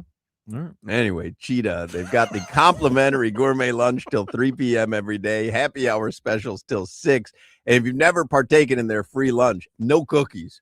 They've got an extensive menu and an extensive dinner menu as well. Their kitchen is legit, not like Solana's kitchen, which I'm imagining he cooked up a little something that maybe you'd see on Breaking Bad as he baked these cookies for us. But you can see the menu at cheetahsofl.com. Every day is a great day at Cheetah Pompano Beach. Make sure you visit Cheetah Palm Beach as well. If you're planning a bachelor party, there's nowhere better than Cheetah Pompano or Cheetah Palm Beach. Get all the details at cheetahsofl.com. You're listening to the Hoch, Crowder, and Solana Show. My metabolic age is 15. Yeah, well, your metabolic IQ is 15 as well.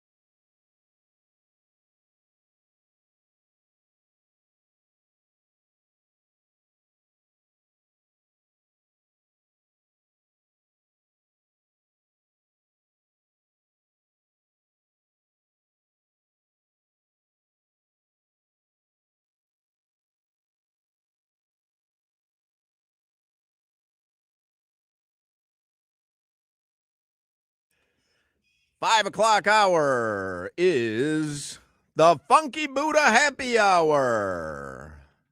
And you can go to Funky Buddha tonight in Oakland Park. Play a little Texas Hold'em. You can go to Funky Buddha Thursday night. Play a little Texas Hold'em. Mm-hmm. If you were there last night, maybe you saw Dan Day hosting trivia. Yes. Dan Day's coming up after us. He'll be on from 6 till 6:45. And then you'll get preheat tonight with Solana, Tommy Tig, and their Bichels and Tuchuses, Schmeckles.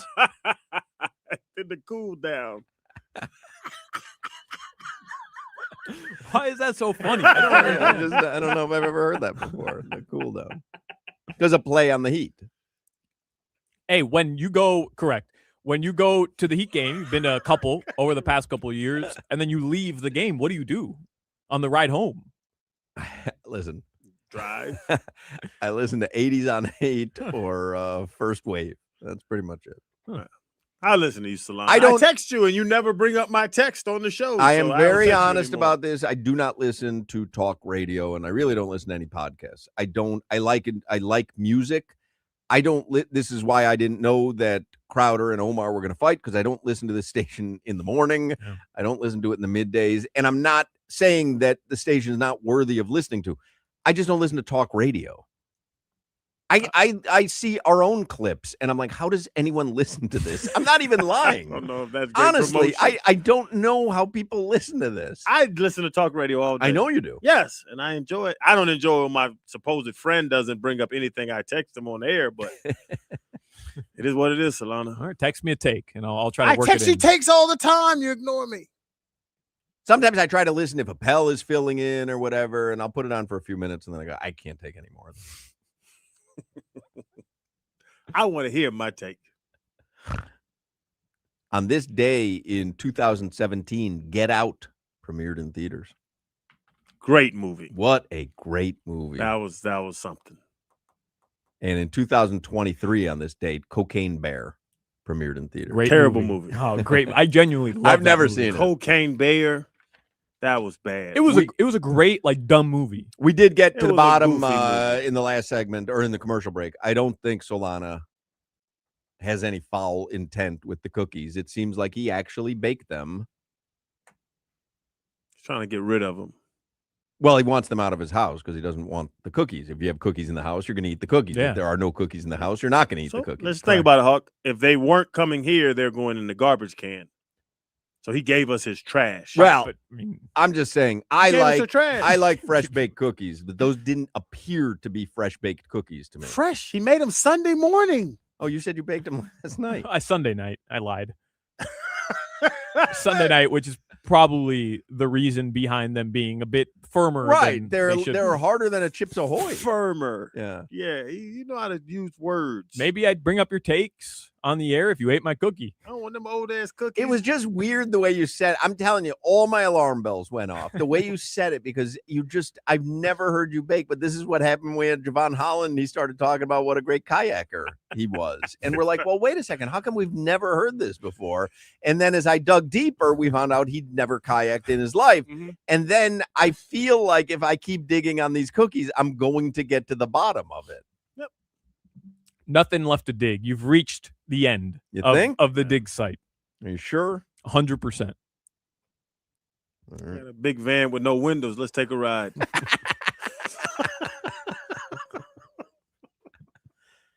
See what the heat line is for tonight. We betting anything tonight? I'd like to have a little action tonight. Nobody likes Giddy or Boozy over 15.5. I mean, the Bulls have to score. No. Patrick Williams over 9.5. No. Let's see here. Heat are 6-point favorites now over Milwaukee. I'm tempted to bet the Heat tonight. Lee Sterling said on Friday, kind of what you and I were talking about. Is there any magic left in them for a little run?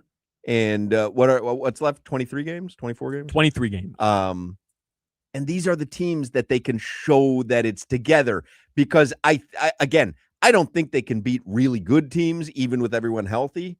But I think with everyone healthy and the All-Star break and kind of like this renewed focus on getting out of the play-in, I kind of feel like Milwaukee is a team they should beat up on tonight. And we kept talking about how Tyler has something to prove to the world of basketball for this next contract and everything. And he's a Milwaukee guy. He's a Wisconsin guy. Maybe Tyler's overs. Maybe Tyler overs. Back home? 17 and a half. I just don't know if he's starting and how many minutes he's going to play. Right. He hasn't played heavy minutes since he's been back. He could very well start. I told you guys yesterday. I think he's going to end up starting at some point. I'm betting the Heat right now. I'm putting it in -6. I'm betting the Heat. I've just talked myself into it. I'm going to run with you. Let me get my phone out. But even Tyler coming back, everybody else has to want to do, ball out and just say, we didn't have our full roster. Yeah, but it's not just like ball. Like, it's not they're saying, oh, Tyler's back. Now it's time to ball out. I think they've been missing that other 3-level scorer. It allows them to ball out because you've got him on the court again. Yes. Yeah. Spread the floor. Golden State's at New Orleans, and Zion over under tonight is 23.5. Seems kind of low to me. I'm not putting money on Zion. You would always go too far. I'll tell you one thing. He'd eat those cookies. He would have followed Solana home. He got some more of those over there. I'll wait. You say 22 minutes, right? Oh, Giddy's up to 16.5. And Boozy's up to 16.5. Everybody's having the same idea that I am. Vegas is loving it. Patrick Williams down to 8.5. Now I may bite. Patrick Williams over? Over. Because he's jacking up threes. You said they're playing Charlotte, right? Yeah. Does he play bench minutes? Yeah, and he's never met a shot he doesn't like. But if he's not hitting, which is most of the time, it doesn't matter how many shots he takes. There's no way Billy Donovan's a coach next year, right? I can't imagine. I don't know what their plans are. Anyway, we got to wrap things up Be a here. part of Billy Donovan be there. Dan Day is up after us. And then preheat at 6:45 with Solana and Tommy Tighe. And the game tips off at 8 p.m. Jason Jackson, Amy Audibert, and the Miami Heat audio experience. And if you want to hear Canes Hoops, they're in Tallahassee. Joe Zagacki will have the call 9 p.m. That is on 560 a.m. WQAM. All right. That's going to do it for us on this Tuesday. Everybody have a great and safe Tuesday night. Go Heat. Go Canes. We will speak with you mañana. What's a smeckle?